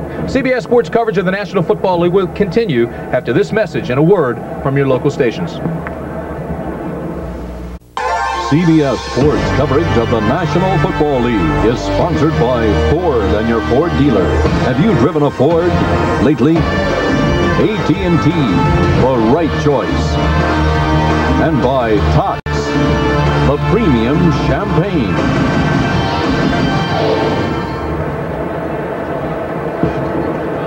We're just about set to begin the second half. Minnesota leading Atlanta 20-10. Take a look at that Central Division race. Minnesota and Green Bay tied at the top. Chicago at 6 and 7 must win to continue to even be in the hunt. And both Green Bay and Chicago are losing their games today. You see Green Bay down by a score of 21-3 to the Kansas City Chiefs, who are very much in the hunt in the AFC. And a loss by Chicago would eliminate the Bears. This is what they have coming up through the rest of the month of December. The Vikings, not easy. They go to Cleveland, then finish here against Cincinnati. Green Bay plays away at Chicago and at Dallas. And the Bears go against Green Bay, of course, and the San Francisco 49ers, and that's in San Francisco. Minnesota's got a tough road to go, but when you look at the competition in terms of Green Bay and Chicago, that's going to be a tough game for the Green Bay to win because it's going to be down in Chicago. So they quite possibly could be looking at a loss there. And then the Dallas game, you'd expect the Packers, quite honestly, at that that point in the season to take Dallas. Well, it is a tough road, but Minnesota could get some help today if Green Bay and Chicago both lose. The Vikings in control here, and of course they can control their own destiny. If they win all their remaining games, they win the title outright. But Tim, you know, when you talk to Burns, you know that his focus is on winning all 3 ball games, and he doesn't care what else happens. He told his guys, hey, look, just go out and take these and let all that other stuff fall into place. Jerry Burns. Burgess Meredith. I asked him the other day, I said, how many times have you been mistaken for Burgess Meredith? He says, well, George Burns I've been mistaken for as well. He said people have called him George Burns so much he starts answering to George now. Statistically, you see the Vikings have the edge in every category. Key there, though, the Falcons, the Falcons have not been penalized, but then again, they haven't really been able to convert when they get down in that red zone. So we're just about set to begin the second half at the Metrodome. Rich Carlos will be kicking off. Deion Sanders and Keith Jones are deep.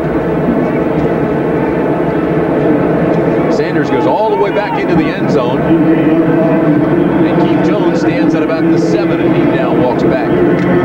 Falcons made a change in their wedge. They put all the running backs down there because they know Carlos likes to squib that ball. He doesn't want to get it down to Deion Sanders. So now they got 4 guys that are used to handling the ball right down to the 20-yard line instead of having the big lineman back there. We're all set. It's 20-10 Minnesota. We're ready to begin the second half. Carlos is set. The whistle blows, and we're underway. Again, it's a low squib kick that goes out of bounds. They aren't going to give Deion Sanders a chance to even think about a return here this afternoon. And that's a lot of respect. I mean, he's a rookie returning kicks, and they're giving him that much respect. The Minnesota Vikings are. So now the Falcons will get the ball at the 35-yard line.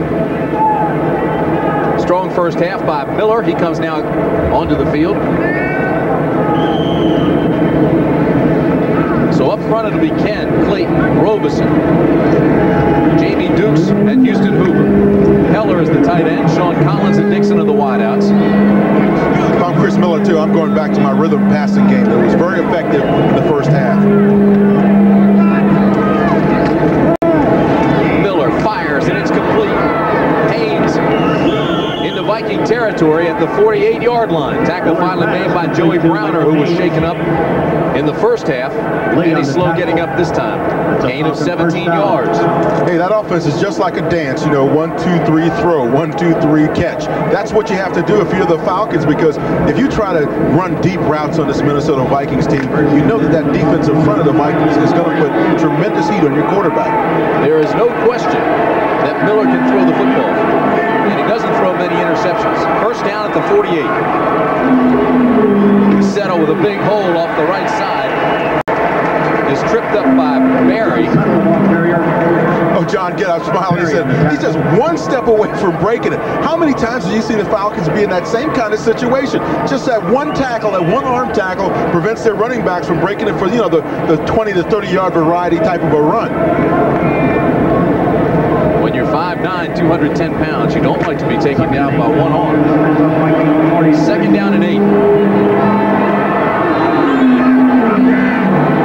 Haynes and Collins come to the bottom of the screen. Collins in motion. Miller goes up top, and it's complete to Haynes. And the ball is ruled down inside the 20. You saw the official saying that the ball was down and the ground could not cause a fumble. In that case, Haynes fell down on top of the ball and the ball came out. As a result, they say, hey, look, the ground can't cause a fumble. The ball's down right here. A gain of 24. Right side of your screen, Mark Haynes is down on the route, the go route. Now watch him as Michael Haynes, as he's going down that sideline. He catches the ball now. Key question here, does the ground cause the fumble or does the defensive back Rutland? Now you see Haynes is trying to get back to that ball. He thinks that he fumbled it. Tough as hell from that angle. If we had a real tight sideline angle, then you might be able to see it even better. But right there, it looked like he dropped that ball. Pressure came from Browner. First down to the 17. Miller has plenty of time. Throws. Touchdown, Collins. Wide open in the secondary. 17-yard strike from Miller. How about that to start the second half? Well, they went to the rhythm rhythm passing game, and they went to the deep rhythm passing game. Simply loaded it up and went after the Vikings. Now, we talked about Chris Miller being successful when he gets enough time. He's got good vision downfield, and he's a good quarterback that stands in. He stands in this time, takes his time looking downfield, and he is successful finding receiver down there with the catch. We talked at halftime about the job the offensive line was doing. Only one sack on Miller today. He's had time. Davis here with the extra point. Kick is good. Vikings. So it's 20-17 as Atlanta tightens things up, and the folks here in Minnesota start to boo.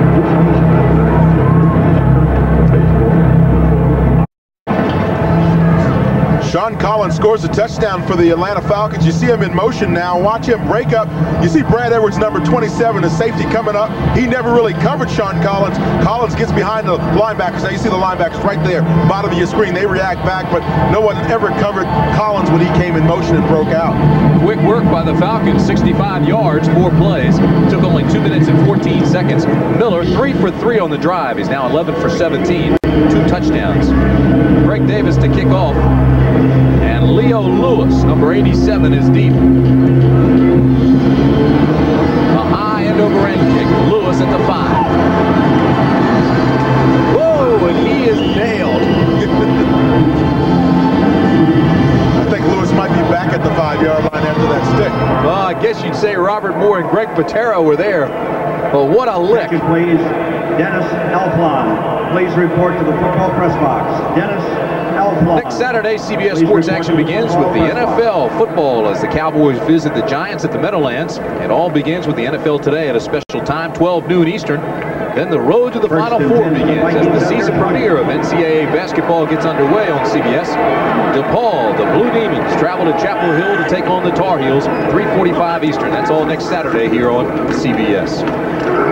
Benny straight ahead, carries tacklers across the 25 to the 26. Benny's having a fine day. He is a tough running back. And it's interesting, too. You know, you look at a guy like him. See, he's got blood on the elbows now. He's got that kind of, you know, you want to get that on your pants, though, because then that shows everybody that you've really been into the ball game. You see, he's got it on the pants, on the towel. It's the total look of a fullback, see? He's one of those old throwbacks. That's what I was saying. Maybe playing indoors, maybe playing on AstroTurf, but he wants to get the look. The jersey's tucked up underneath his shoulder pads. He's great.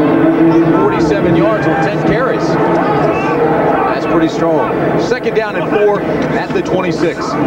Herschel, right side to the 29-yard line. Close to a first down, depending on the mark. I think he got it. Gann and Tuggle made the stop. Many viewers may be wondering how come Herschel isn't running the ball anymore. Well, he's had a dislocated toe that's caused him a lot of problems over the last day or two, and as a result, he didn't start the game. DJ Dozier did, that running back position, and Herschel's now coming in and trying to run on a damaged foot. They bring out the chains, but you know Herschel has struggled. Look at him game by game as he's gotten here at Minnesota. His first one, of course, 148 yards, got everybody's attention. But if you look at that right-hand column, Dan, every game it has declined. I think one of the other problems has been the focus probably of the Vikings has been to get away from focusing in on one guy. Jerry Burns said it to us the other day. He said, we got a lot of tools here that we can use, and Herschel's not just, you know, the main guy. We got Anthony Carter, we got Jordan, we got Hassan Jones, and we got good quarterbacks in Wilson. And so now, when you think about the numbers dropping off, yeah, you'd like to see them better, but the key thing is if you can continue to win football games using all your people, then you're probably in better shape going into the playoffs. The other problem is the offensive line for the Vikings. It's a tough time adjusting to that high back situation. And yet Herschel seems very comfortable. When we talked to him, he said he likes it here, and he fits very well into the scheme. And he has the first down. Those are the kinds of plays that the Vikings traditionally have run. You know, dives, inside traps. Stuff that normally gets you about 4 or 5 yards. But when you get back with a Herschel Walker, you're going to start stretching the defense a little bit more. But a guy like Rick Penny just wants to get over the top, get the first down. You know, nothing fancy, real blue-collar type of a fullback. Get over there, slam yourself down on the turf. Now he's about 6 feet tall instead of 6'1", but he's having fun. First down at the 32. Quick slanted pattern. Anthony Carter at the 40. Working on Bobby Butler. We said in the first half that the Vikings love to catch AC on that quick slant, just pop the ball in there to him and let him run in that secondary. Well, the first time he caught one of those slant patterns against Bobby Butler, he was headed to the end zone, and everybody, I'm sure, that was watching the game thought he had scored. And here comes Deion Sanders to track him down from the other side. So you have to believe that that time he came out with an eye peeled towards Deion. Third catch of the day for Anthony Carter. Second down and 2 at the 40.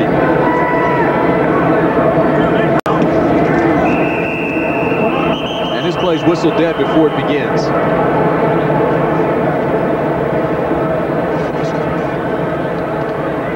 Buffalo coming back against the Saints. Washington's come back against San Diego. No foul. We're picking up the flag. It'll be second down. Oh, Red just wanted to get a little airtime. That's the second time today they've dropped the flag for no apparent reason. I think it's an exercise that the officials go through. You know, everybody's got to throw a flag once or twice during the game. Hassan Jones comes back in for the Vikings. Leo Lewis comes out. Novoselsky comes in at tight end, bringing in a flood. And Herschel will come out. Second down and 1. This is a nice opportunity for the Vikings to really stretch the defense a little bit and go up top. You know you got an automatic first down here with less than a yard to go in second down. So now you want to go downfield a little bit. Finney has the first down and then some to the 47-yard line. Have some fun, guys. Throw the ball deep.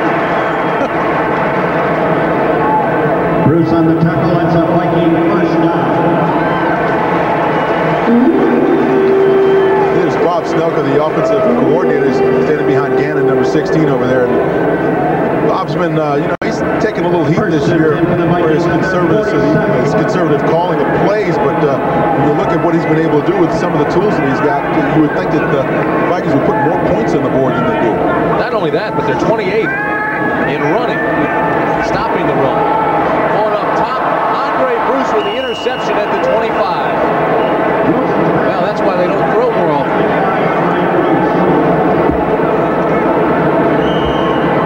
Andre Bruce, the 6'5", 245-pounder, the second-year player out of Auburn, makes the interception. 9:05 remaining third period. It's 2017 Minnesota, but Atlanta has the football. The Black and Decker. Andre Bruce just came up with a key interception for Atlanta, but there's a little bit of questions to whether or not Andre caught the ball. Now, we'll show you exactly why. Watch him now. He gets in front of Herschel Walker downfield. Now, he makes a nice reception here, but as he's going to the ground, watch the ball as we freeze it right there. You see the ball has already come out right there, and now Andre is fortunate enough to get away with it. Nonetheless, it's first down Atlanta. The ball at the 28.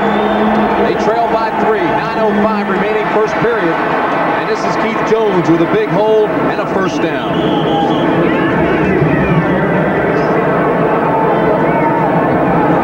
Gain of 12. Tackle made by Carl Lee. Midway through the third period at the Metrodome, Tim Brandt on with Dan Jiggins.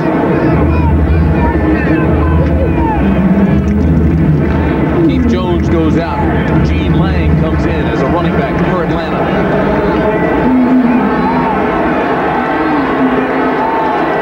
Last time Atlanta had the ball, they went 65 yards in 4 plays.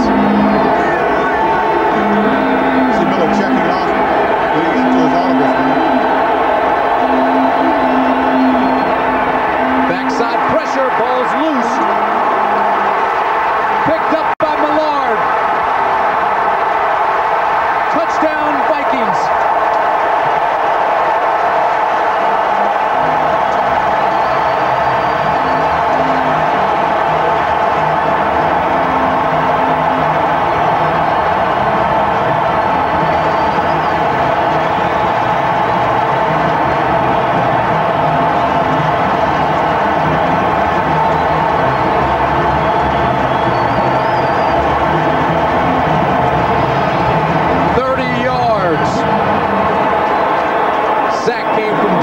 Millard got the fumble and scored.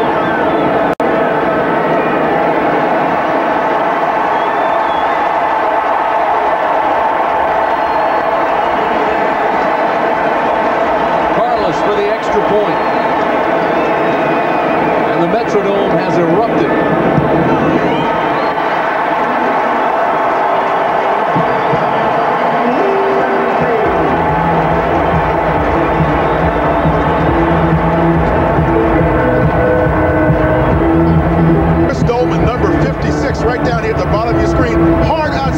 coverage, hits the quarterback, Miller. Miller never sees him. It's his blind side. Dolman gets the sack. He now moves up in the league in terms of sacks. And now you're going to see Millard pick the ball up. You see Ken trying to catch it. He gave up the sack. Now he's going to try to get the football. But I tell you what, Millard looks really good going to the end zone. And, you know, I thought he had a hurt shoulder, but when he got up, he had a real nice spike as well. So that shoulder must be okay. He got the perfect bounce. He looked like a shortstop picking that one up. And the Vikings extend the lead to 10. As you look at the sack leaders in the National Football League, there are Millard and Dolman right up there at the top, along with Tim Harris of Green Bay. Now Millard is still going to fight for that half a sack that he got with Dolman earlier. Sure. He's going to negotiate that one, I'm sure, after the ball game. On that last play, But right now, it's in the books. 8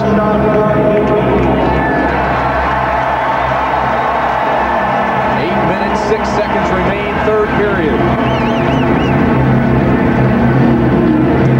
Carlos gets a high, short kick, and it's taken by Patera, who fights his way to the 25-yard line, and that's where the Falcons' offense will take over again. Well, you know what the Vikings are really saying when they kick that ball short like that is that they feel that their defense is so strong that they can give you the ball, and really what turns out to be pretty good field position every time they kick off. They feel their defense can stop you. They're that good. That's how much confidence they have in that defense. Otherwise, they'd be kicking the ball off deep to Dion and trying to stop him up short. Well, it's the NFL's best defensive unit, ranked #1.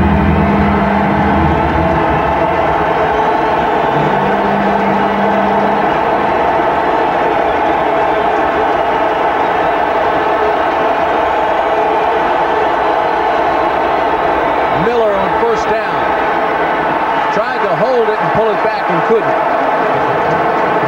You know, that fumble was his 12th of the year. Tried to short on that pass and just went right to the AstroTurf.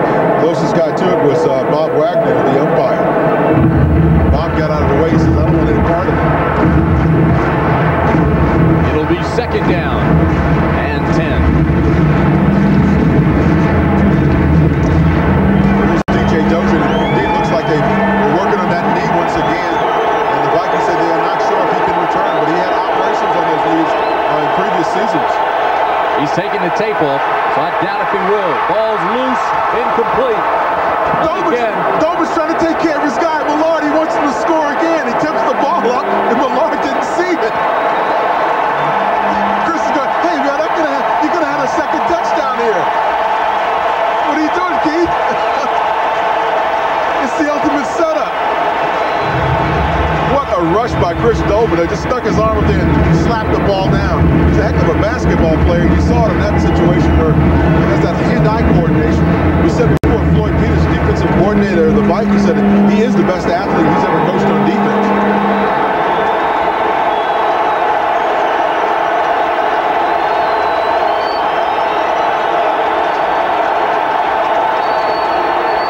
They need 10. Lang out to the 34-yard line will be short of the first down. There is a flag. Tackle made by Mike Merriweather. Houston Hoover, I believe it is, down there is trying to negotiate with the officials to get them to change that decision.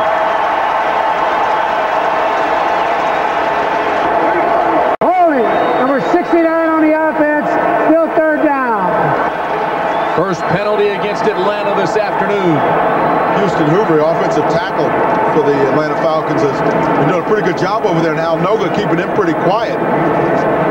Now look on the left of your screen, you see Houston Hoover, number 69, the offensive right tackle. He's working against 99 Noga. Now Noga does a little bull rush in there. Houston Hoover takes him down to the ground. Now you're going to get that holding call on that play. That's not really a holding call. What happens is that defensive lineman puts his head down and starts heading to the ground. What you have to do as a tackle is bump him and then pull your hands back. If you lay your hands on him, you're going to get the penalty.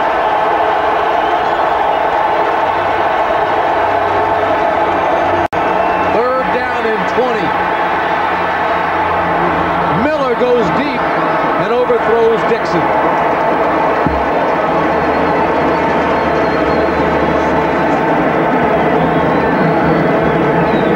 Atlanta will have to punt.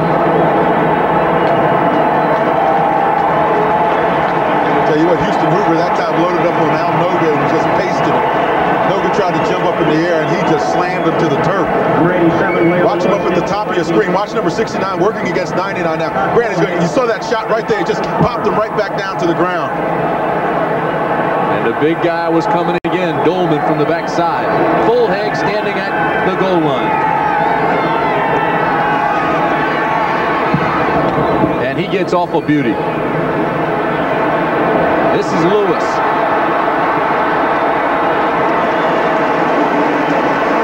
Into Atlanta territory at the 47-yard line, and so the Vikings will have great field position. 47-yard punt, 10-yard return, and the tackle was made by Heller. Coming up next, immediately following this game, stay tuned for the big battle in the West. The Giants and the Denver Broncos. First meeting since they played in the Super Bowl. That's immediately following this game. Be interesting to see whether or not Lawrence Taylor is available at all. Of course, him with a broken bone in his ankle and a bad knee. He's really the drive guy in defense for the Giants. Best starting field position of the day for the Vikings. First down. This is Herschel for 2. Well, you know, sometimes you try to look graceful out there in the field, especially when you're a big lineman. You get a chance to pull out and all of that. That time, Todd Kalis, the backside guard, was pulling out. Somebody tripped him, and he went straight on his face. Those are the kind you hate to see when you get back in the film session on Monday, because you know all your guys are going to laugh at you. Second down and 9 at the 47 for the Vikings.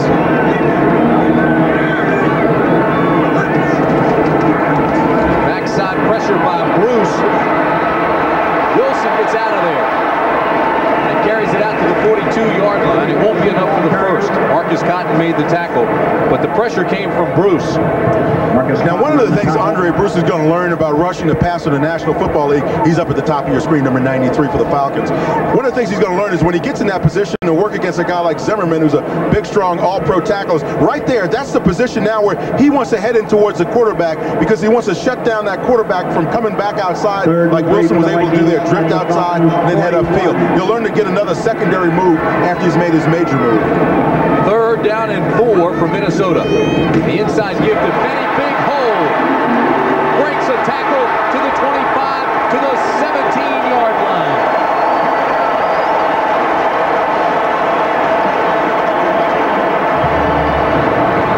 Rick Finney. A gain of 25, finally taken down by Charles Demery and Tim Green. Oh, but credit his offensive guard, Randall McDaniel, number 64 there. Watch him pulling. He gets a great block on Andre Bruce coming in. You see, Andre knows he's going to get trapped. He comes in, lowers that shoulder. What a block there, though, by McDaniel. Now, Finney, tough runner out there when he gets in that second. Runs over Demery.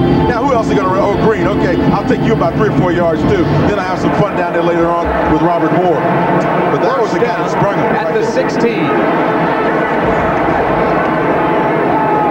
Herschel. Inside the 10 to the 7-yard line.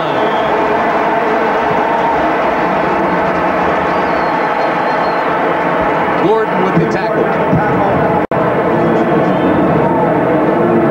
Nice little play here. Wade Wilson fake pumps down in, turns back around. Little stature there. You see Herschel rolling back around, hands it back off to Herschel. Good blocking up front.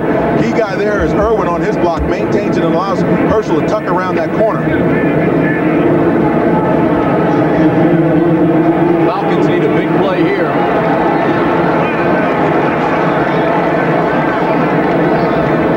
Second down and 2. Walker. He'll be close. Walker, the ball carrier.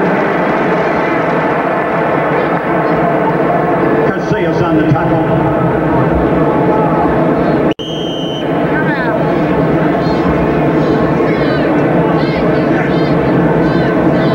On the chains. You look at Jim Hannafin, you look at that face, that says National Football League on it.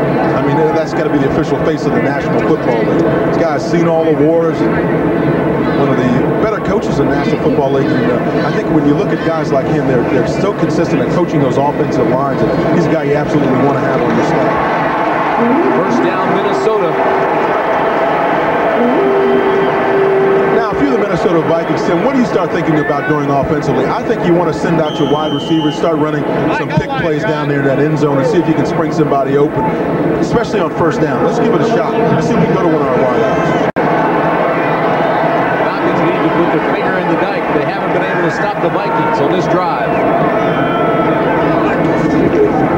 Benny, left side for a tough 1 yard. Well, that was exciting, wasn't it? Tackle made by Mike Gann.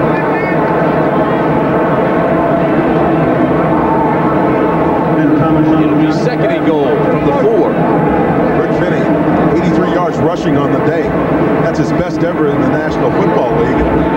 You figure a guy's been around a while, he might have more than that in one ball game. Finney's one of those tough guys, as we told you before. Thinks that a 3-yard run is great running. It's usually a tough yardage situation.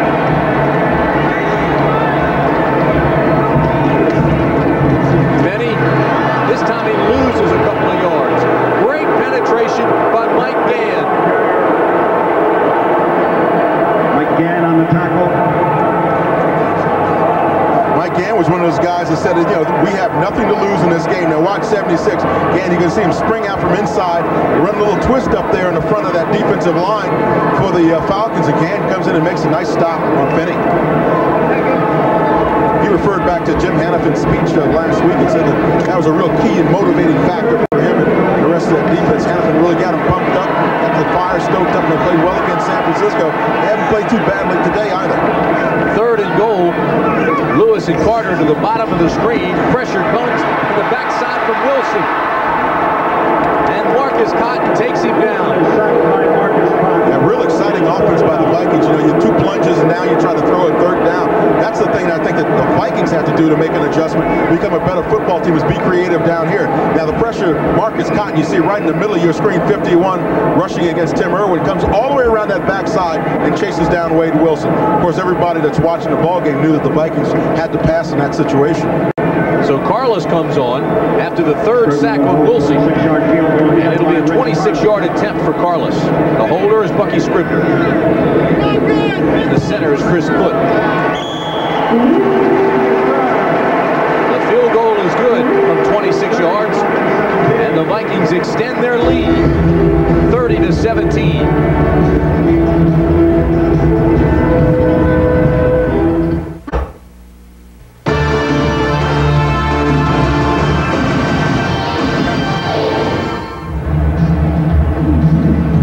Minutes, 16 seconds remain in the third period. And it's 30-17 Minnesota. Look at Wade Wilson. And again, the play calling was rather conservative. Great field position, and they couldn't put it in. Yeah, well, the thing is, the Vikings want to be one of the best teams in the National Football League. In those kinds of situations, I think they're going to have to get much more creative, because if you face the tough teams in the playoffs, you can't expect to run the ball twice down and then kick a field goal. Keith Jones takes the kick by Carlos. He has absolutely nowhere to go. He returns it to the 17-yard line, but he didn't know whether to go right, left, or straight up the middle. Next Sunday on CBS, the NFL action begins with the NFL Today at 12:30 Eastern Time. You'll see the Packers travel to Chicago to take on the Bears. The Vikings tackle the Browns, or the Redskins battle the Falcons. That's next Sunday, right here on CBS. Dan and I will be there for that game, Washington against Atlanta.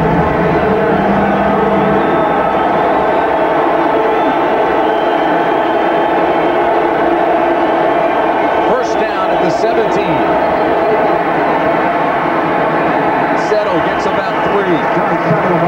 Atlanta 0-7 on the road this year, and the Falcons are trying to avoid their first winless road record since 1967. Tackle was made by Mike Merriweather. Time the Vikings defense came up in what looked like a bare 46, when you line that safety up outside along with the linebacker, and really when you look at what the Falcons did, they ran right into the teeth of that defense. And as a result, they only gained about 2 yards.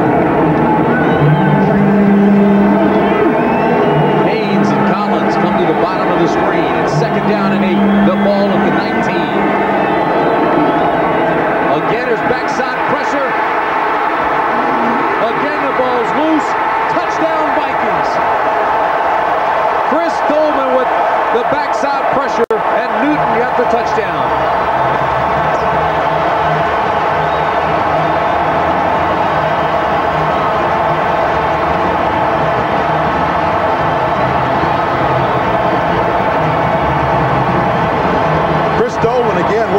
Mike Ken, 78.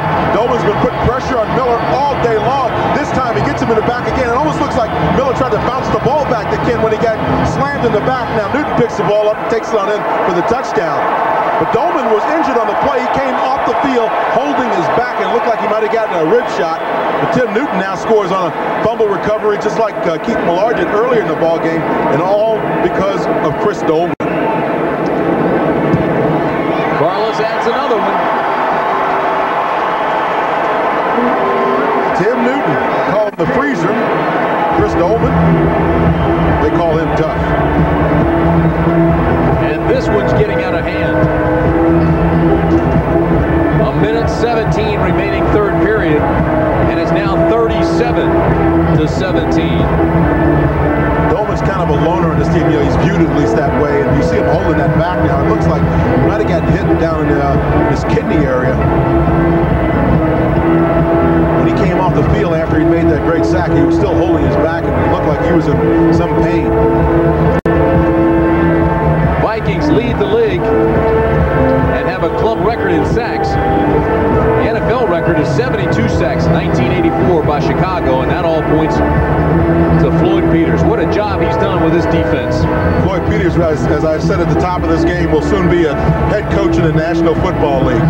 He's had some great defensive lines, defensive fronts. In San Francisco, it was the gold rush, and Detroit, it was the silver rush. And you see those sacks, they led the NFL in those years. St. Louis, it was the red rush. And now Minnesota, what do you call them, a purple rush?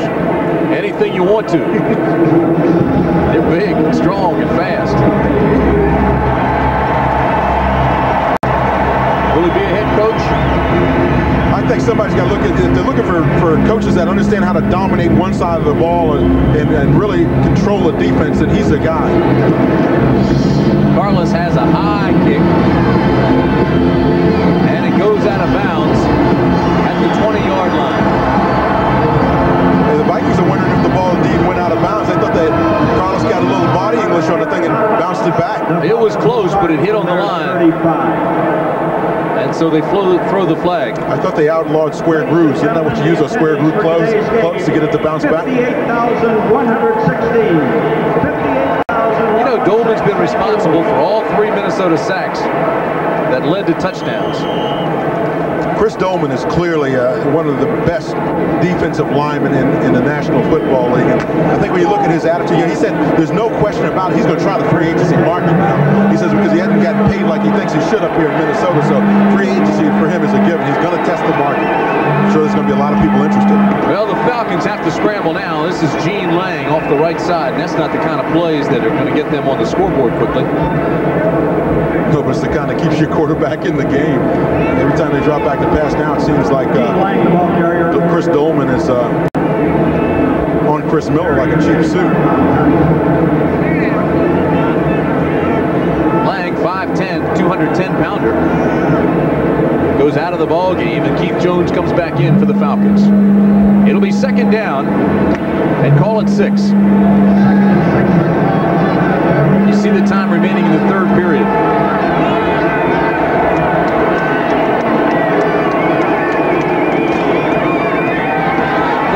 Miller goes up top and overthrows Collins. You think he wasn't thinking about what was coming from behind? Oh, yeah. Well, that time they had Jamie Dukes coming out and helping out Mike Cannon. When you get a great rushing defensive end like a Dolman, you want to get some help from inside if there's not a double-up situation inside. Now watch Dukes, the center, come out and help out Mike Ken when Ken gets back with Dolman. Ken's in pretty good shape here, gets the arms extended and gets Dolman away from his body. Now here comes Dukes to get that last shot on him right there. The defense has given up fewer points than any team in the NFC, averaging under 17 points a game, and that's exactly where Atlanta is right now. It's 37-17.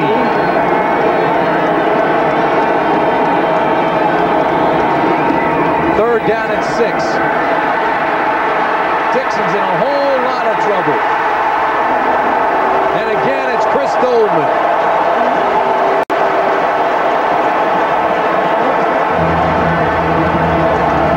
He's having an outstanding day. Just read it perfectly. Came up inside, slid inside. Now, here's a guy that says that he keeps files on all the people he plays against. That's what he carries in that briefcase that we talked about. Now, he keeps a file on these reverses as well, obviously, because he chases this one down and just keeps after it until he gets the receiver trying to run the reverse. So that's the end of the third quarter from the Metrodome with the score, Minnesota 37, Atlanta 17. We now pause for a word from your local station. By Miller Highlight. By that man, a Miller. The best comes shining through. AC Delco Automotive Parts Edition. And by today's Chevrolet, who invite you to see why nobody's winning like the heartbeat of America. We start the final 15 minutes at the Metrodome. Tim Brand along with Dan Jiggets. And Atlanta's punting the ball away. It's Scott Fulhay. Fulhay gets off a high punt. Leo Lewis will take it at the 44. Breaks one tackle inside the 40, inside the 30 to the 25-yard line. Leo Lewis finally tackled by Michael Reed. A 32-yard return. He's like trying to catch a gnat in a snowstorm. Watch him here now as he makes the punt reception. You see a couple people have some shots at him, but he is extremely elusive as a kick return, and now he gets upfield. He's going to get caught from behind by Michael Reed now. You think the Vikings aren't going to talk bad about him on Monday?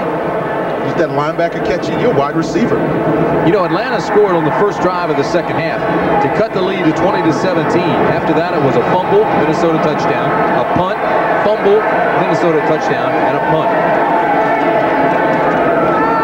Wilson. And Wilson is sacked. When you really analyze the second half of this game, it's been the Chris Dolman offense for the Vikings. And when you look at the Atlanta side of it, it's really been their defense that's been trying to stay in there and do a halfway decent job, and they do it on this play. As Tony Casillas gets in there, puts some pressure on along with Green. Casillas right in the middle of your screen, he's playing nose tackle. And Green gives a little slip there to the tight end, Britton Novoselsky, and comes around and gets the sack along with Casillas. Loss of 10, it'll be second down and 20. That's the fourth sack on Wilson this afternoon.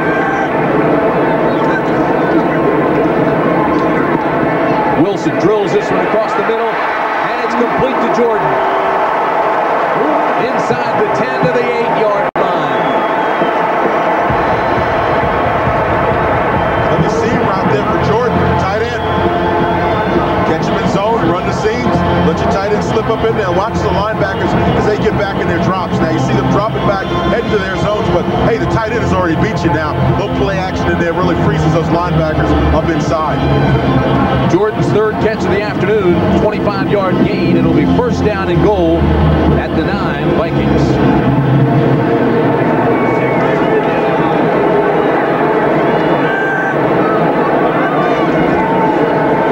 Wilson with time has the completion to Jesse Clark. Clark is ridden down at the 7.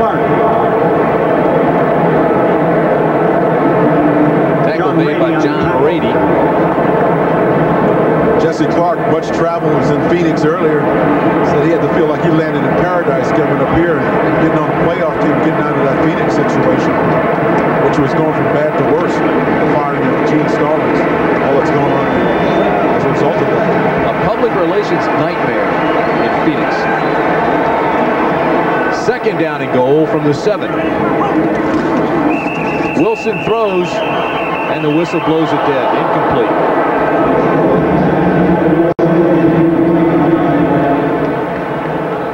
False start, the right guard, 5 yards, still second down. When Minnesota's gotten down deep today, they've really struggled. Well, you know, they've hurt themselves all day long with penalties, and that's one thing that as you look at the tail end of the season, going into the tail end of the season, you don't want to be making those kinds of mistakes, because if you get in a playoff scenario, you have to play error-free football. Talked about Jim Hanifin's face. Yeah, Jerry Burns, he's another one of those NFL official faces. A lot of lines and grooves in there. So a whole lot of offense and defense. It's the other side of the coin. Take your pick. 6th penalty for the Vikings. Second and goal from the 12. Wilson steps up in the pocket, drills it incomplete. It was intended for Jordan, but there was good coverage on the play by John Rady. Yeah, he didn't complete the pass, but I like what they're trying to do. At least they're trying to throw the ball in there and be aggressive offensively. I think they have to find out some things about themselves and who can they rely on when they get down in there in that tough territory and want to get the ball into the end zone. Wade Wilson's got to get back in the groove, get his timing back. Making a serious attempt at doing it today. Minnesota wants a timeout. 12:22 remaining in the ball game. It's Minnesota big.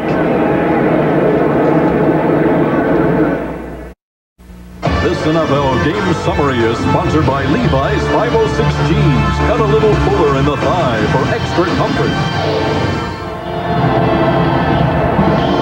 Total yards 412 by the Vikings. 17 points came off 3 turnovers. And Dolman having a big afternoon. Tim Brandt along with Dan Jiggets. The situation is this, 12:22 remaining, and it's 37-17 Vikings. Credit Chris Dolman with the Vikings offense for the second half. He's got 2 sacks that have caused Chris Miller to fumble the football and been picked up by his fellow defensive lineman and run in for touchdown. He'll have his head on a swivel the rest of the year, looking for big Dolman coming from behind. I tell you what, we talked about Chris Dolman keeping files on all the players he's played against. Well, you have to call them the Dolman files, and it'd be interesting to take a look at those files at some point or another and find out what his report on Mike Ken was, because obviously he's figured out the riddle. Saw a lot of the points that come from the defense. It's 3rd down and goal from the 12, and Minnesota has had trouble in the 4th period all year. Backside pressure, and Marcus Cotton got to Wade Wilson, and the ball was incomplete. Well, see, one of the things that the Falcons have done is they've cut Marcus Cotton and Andre Bruce loose to let them rush the passer. Now, it's sick 'em and go get them. These 2 guys know how to come to the passer from outside. Watch Cotton right there, outside, working against Gary Zimmerman, an all-pro. He gets around and prevents Wade Wilson from throwing that football downfield. Good rush outside by Cotton. Wilson started to chase it. He wasn't certain it was an incompleted pass. Carlos has 10 straight field goals. He's 3 for 3 today. This will be a 29-yarder. Well, the streak's still alive. That's 11 in a row. And Carlos hits from 29 out to extend the Minnesota lead to 40-17. Turn out the lights. Yeah, this one, you can stick a fork in them. They're done.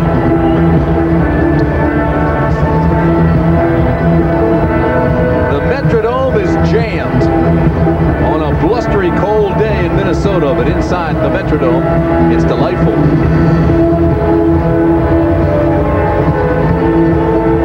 The Atlanta Falcons have been trying to regroup today and kind of get themselves back in the groove. They certainly were last week against the San Francisco 49ers, but today the Vikings really got out of the half and kind of took it to them. And really, if you look at the focal point of all of it, it was the play of their defense, of the Vikings defense, that really caused the Falcons to get blown out of this game in the second half.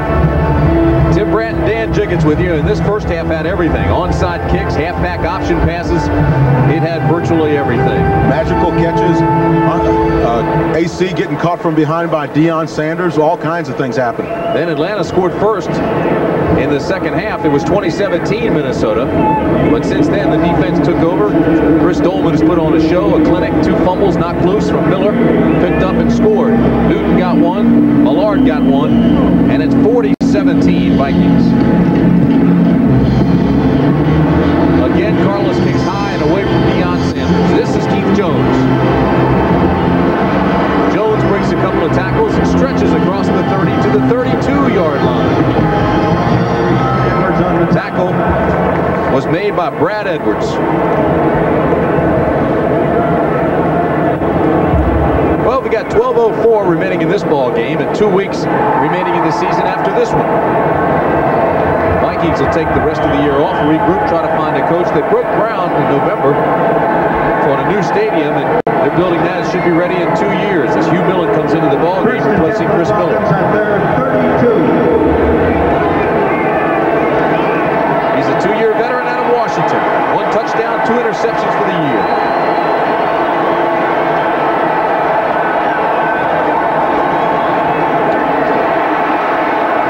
And it's intercepted. Correction,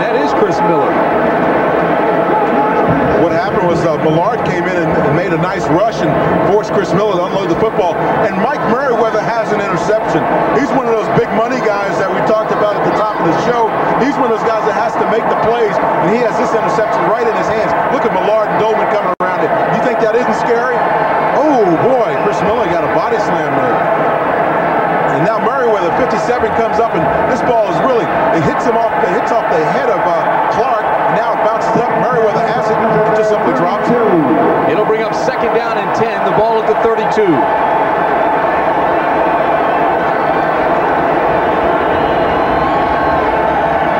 Miller again has pressure, fires this one to settle, incomplete. I'm sure right about now Chris Miller is wishing that he had the option to go back into that shotgun formation, so at least he could look at those guys when they're rushing it from that backside. The pressure came from Millard. Miller told us they don't have the shotgun formation in this week, and as a result he's got to go under center. With the noise that these fans could make in this dome, they figured that the shotgun wasn't going to be effective. You can use it now.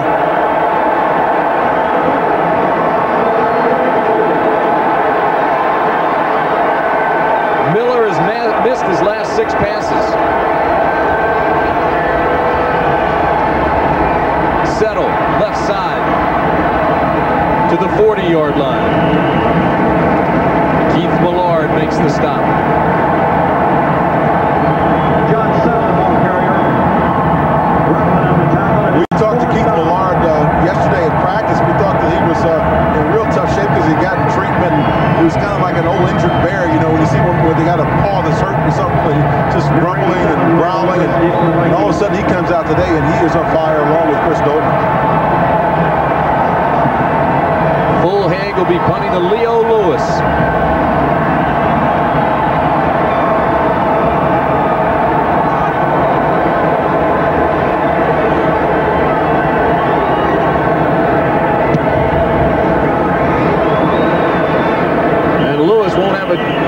To return this one.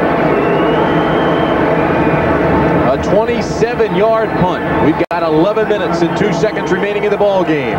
It's 40-17 Vikings. Every year it gets harder to keep the guys' hands off their gifts. That's because I always give them good-looking isotoner gloves. So I'm hiding them in my locker. Now they won't be grabbing these comfortable, great-fitting gloves. So take care of the hands that take care of you. But take care where you put the isotoner gloves. And now, Isotoner fans, there's a present for your feet. Isotoner's introducing slippers and socks for men. Catch them at fine stores everywhere. We asked Mike Schmidt to help us show you why the new half-ton Chevy work truck is better than Ford. With more two-sided galvanized steel, more standard power, and a new Duragrill that's tougher than Ford. The lawyers told me I couldn't hit a Ford like this. Know why? You know why. Nobody's winning like the heartbeat of America. Today's truck is Chevrolet.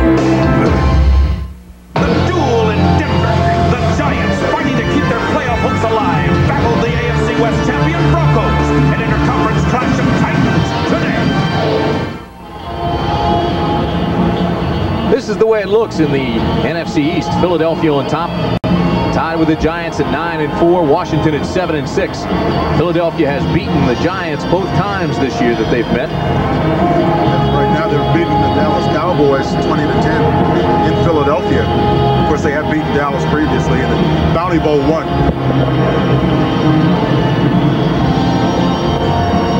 20-10, Philadelphia.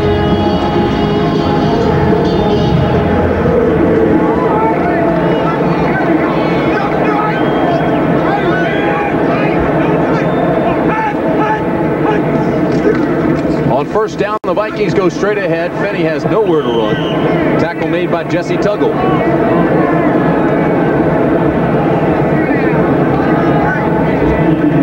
Now's the time for the Vikings maybe to go to their conservative offense and run the ball a little bit. Now you got a huge, almost insurmountable lead, barring some kind of magic from the Atlanta Falcons.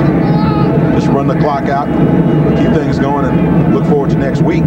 This is the type of team that you can run the clock out against. 28th in stopping the run.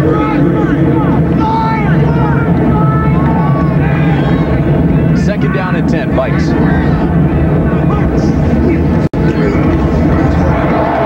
Clark with a big hole out across the 45 to the 46-yard line before Tim Gordon and Marcus Cotton can take him to the turf. See, that's what those Vikings do so well along that offensive line, the quick hitters. Jesse Clark is used to running. As I watch this offensive line, they used to get down, popping on their blocks, and staying with them for about 2 or 3 seconds right there. You see they clear out that hole on the trap play, and Jesse Clark hits it perfectly right up the middle. A gain of 13. It's first down, Minnesota. Jesse Clark wants to get his jersey dirty, get his uniform a little dirty, even if it's just AstroTurf dust. Let everybody know you've been busy today. 9:40 remaining in the ball game. Great penetration that time by the Atlanta Falcons. But you saw how Clark finished off that run. He finished it off by rolling down on that AstroTurf. So you got to get that green stuff on you a little bit. That's when you go back after the game and you hand your uniform in. They don't put it right back in your locker for the next week. Tackled that time by the rookie, Tony Bowick. 167 yards rushing for the Vikings. Only 14 by Walker. Herschel's banged up a little bit with that dislocated toe. Big day for DJ Dozier and Finney.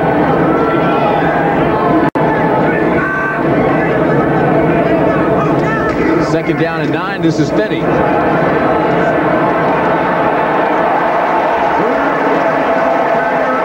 the 44-yard line. And they appreciate him here. That's that hard work ethic. You see a guy going in there, he plunges in there, looks like he's going to get stopped for maybe about 2 or 3, and he probably breaks for the longest gain of his career when he goes for 10. That's Rick Finney, though. Tough running up inside, get some good blocking up front there by, you see Clark out front, Jesse Clark, and that's just extra effort. That's desire, the ability, that desire to get out there and get a couple of extra yards. That's poor tackling is what that is. 7 yards. Boy, you get tested. Arm tackle. Third down and 1. And Jesse Clark has the first down. That was a shoulder. Stop made by Gann and Bruce. Big day for Finney. 88 yards, 17 carries.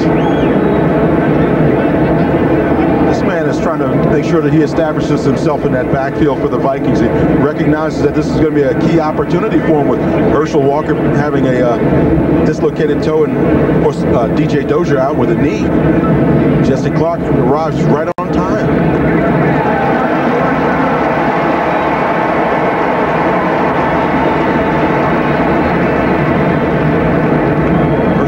Sideline, place he's not totally familiar with. Probably has nowhere to stand over there. What did he start yesterday? They had a press conference. He's got his own clothesline now. Herschel Walker clothing. The legend continues. First down and 10, the ball at the 44. Clark loses a yard. Tackle made by Tony Bowick. Let's take you back to our New York studios. Brent Musburger. Brent? Well, Tim, Vinny Testaverde and the Buccaneers have closed in on the Oilers. Primary receiver covered. Vinny steps away with the pressure, and he's got Ron Hall for the touchdown, 24 yards, and the Bucs are down by 3. Back to Tim. All right, Brent, 7:15 remaining in the ball game here. 40-17 Minnesota. Tim Brand along with Dan Jiggins. Second down and 11 at the 45. Clark has a hole this time and breaks it out across the 35 to the 34-yard line, and another Viking first down. Robert Moore made the stop. Yeah, you're right, Tim. That is some poor tackling up in the middle of that defensive front for the Falcons. Watch Clark we're just breaking right up to the middle of the offensive line. Now, he's getting some good blocking by his guys up front. You see him cleared out. Falcons tried to run a little stun up in there, but that offensive line stayed with the blocks, took him right out of the picture. First down at the 33. And Minnesota's effectively melting that clock. Down to 6:20.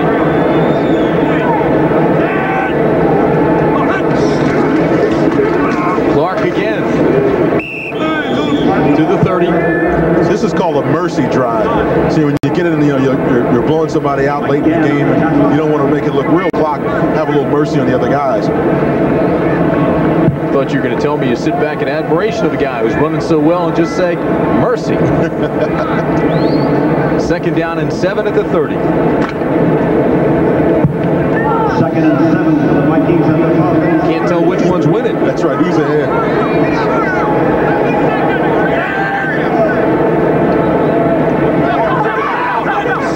2nd down and 7. This is Clark. Cuts inside, has another 1st down inside the 20.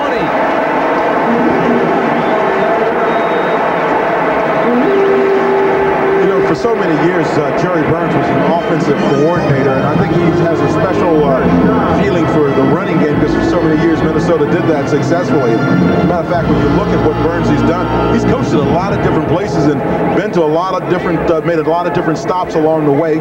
Started out at the University of Hawaii, believe it or not. It's not bad. And starting in Hawaii and ended up at Minnesota.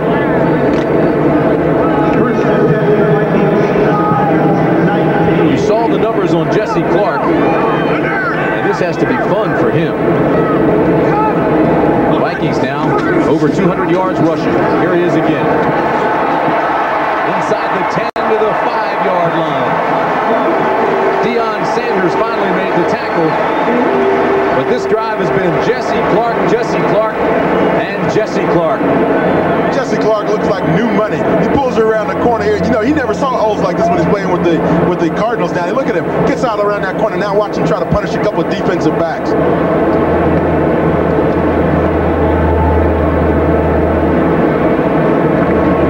1st and goal at the 5. You have to ask yourself, Jesse Clark just came to the Vikings. How come Herschel Walker doesn't have that same kind of success running the football?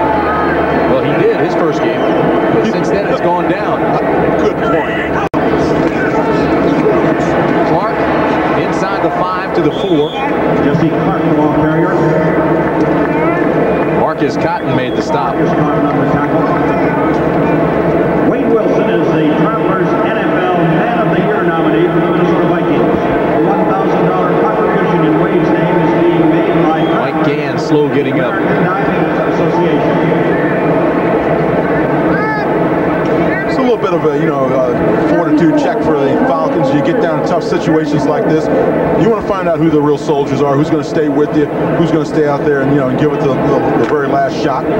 So it's a character thing, too, for the Falcons. Well, they have to know, too. Jim Hannafin told him he wasn't coming back. Staff would be gone. New coaches are coming in. They'll use these films to evaluate the talent.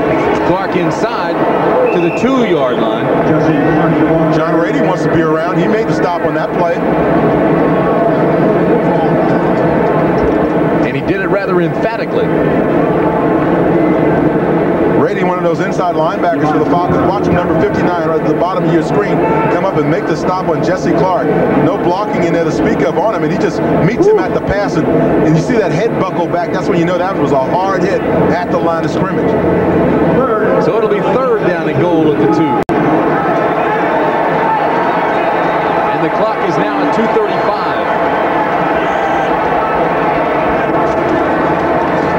Wilson throws incomplete. It was thrown at Darrell Ingram, but it bounced incomplete. And so Rich Carlos comes on.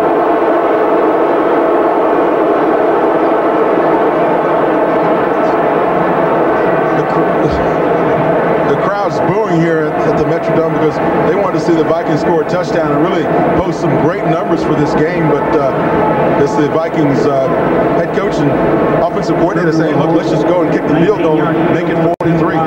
Carlos is hit from 21, 39, 26, and 29, and this will be from 19. So he's got 5 field goals on the day. Rich Carlos, 43-17.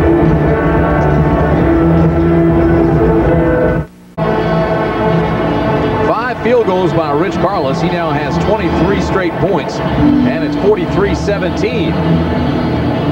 So we'd be remiss if we didn't say that Carlos hasn't been sensational today. As a matter of fact, he had 7 field goals in a game against the Rams earlier this year.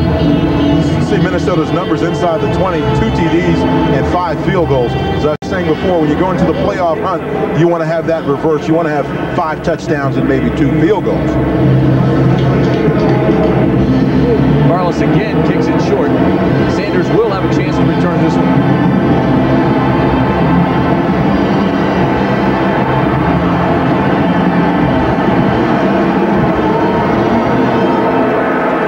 So Dion goes out of bounds, stops the clock at 2:14.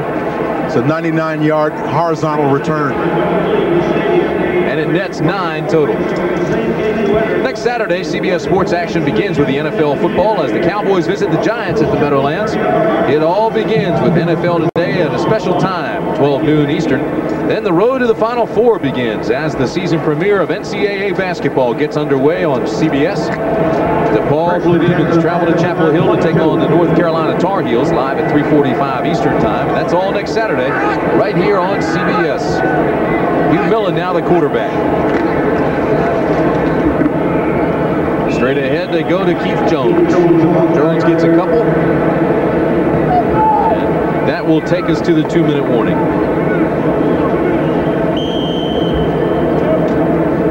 Two minutes remaining. 43-17 Minnesota. Long, long day for the Falcons.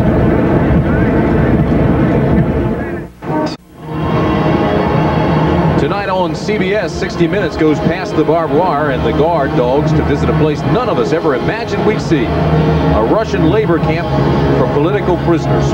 60 Minutes tonight on CBS. Then it's Murder, She Wrote, starring Angela Lansbury. That's followed by the CBS Sunday movie, Money, Power, Murder, starring Kevin Dobson. That's all tonight here on CBS. Incomplete, stops the clock at 1:56. It was intended for Brad Beckman.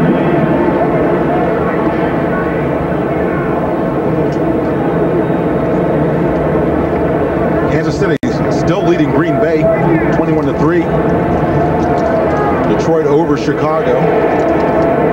You know, Dan, Miller just wasn't the same after the 2 sacks today. He missed his last 6 passes, finished 11 for 23, 182 yards, 2 touchdowns and an interception. I'll tell you what, you sit back there and let Chris Dolman hit you in the back a couple of times. It'll change your perspective. 3rd down and 7, flags fly. And Millen tastes the vengeance of the defense.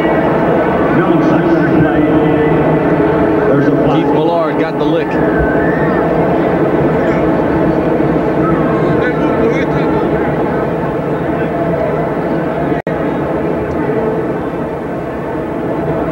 Vikings offside. I think Red Cashin's even tired of talking.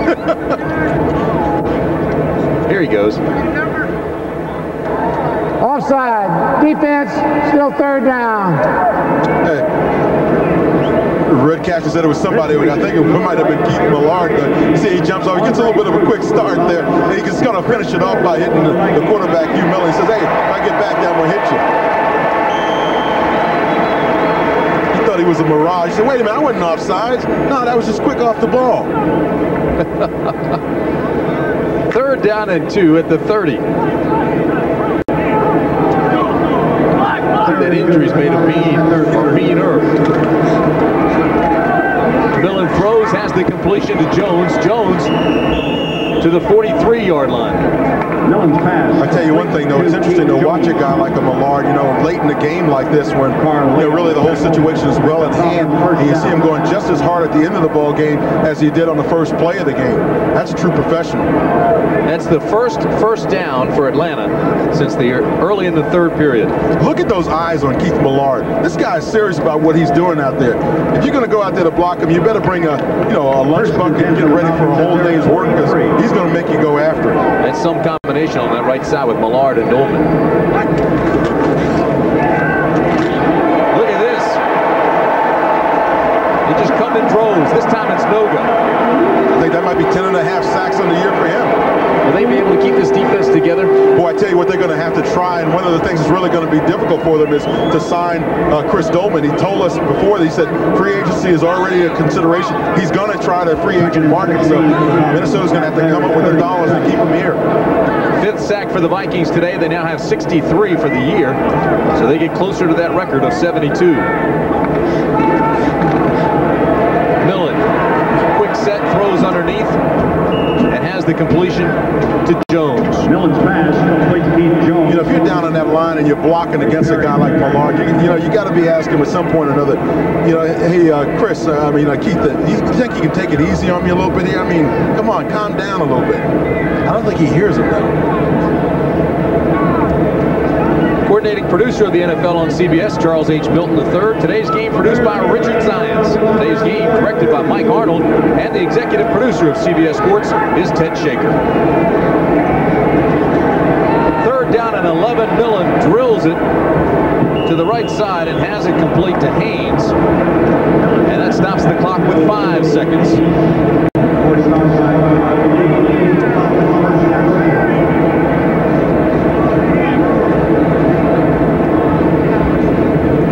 So the summary then is that Green Bay and Chicago both losing, Minnesota winning today, and this, if it stays that way, the standings would go like this. Minnesota at the top all alone now at 9-5. Green Bay following them at 8-6, and Chicago completely out of the playoff picture. If they indeed do lose today, they'd be 6-8. Millen buys time, throws underneath, has the completion, and that'll do it. Patera's down to the 32. The game ends.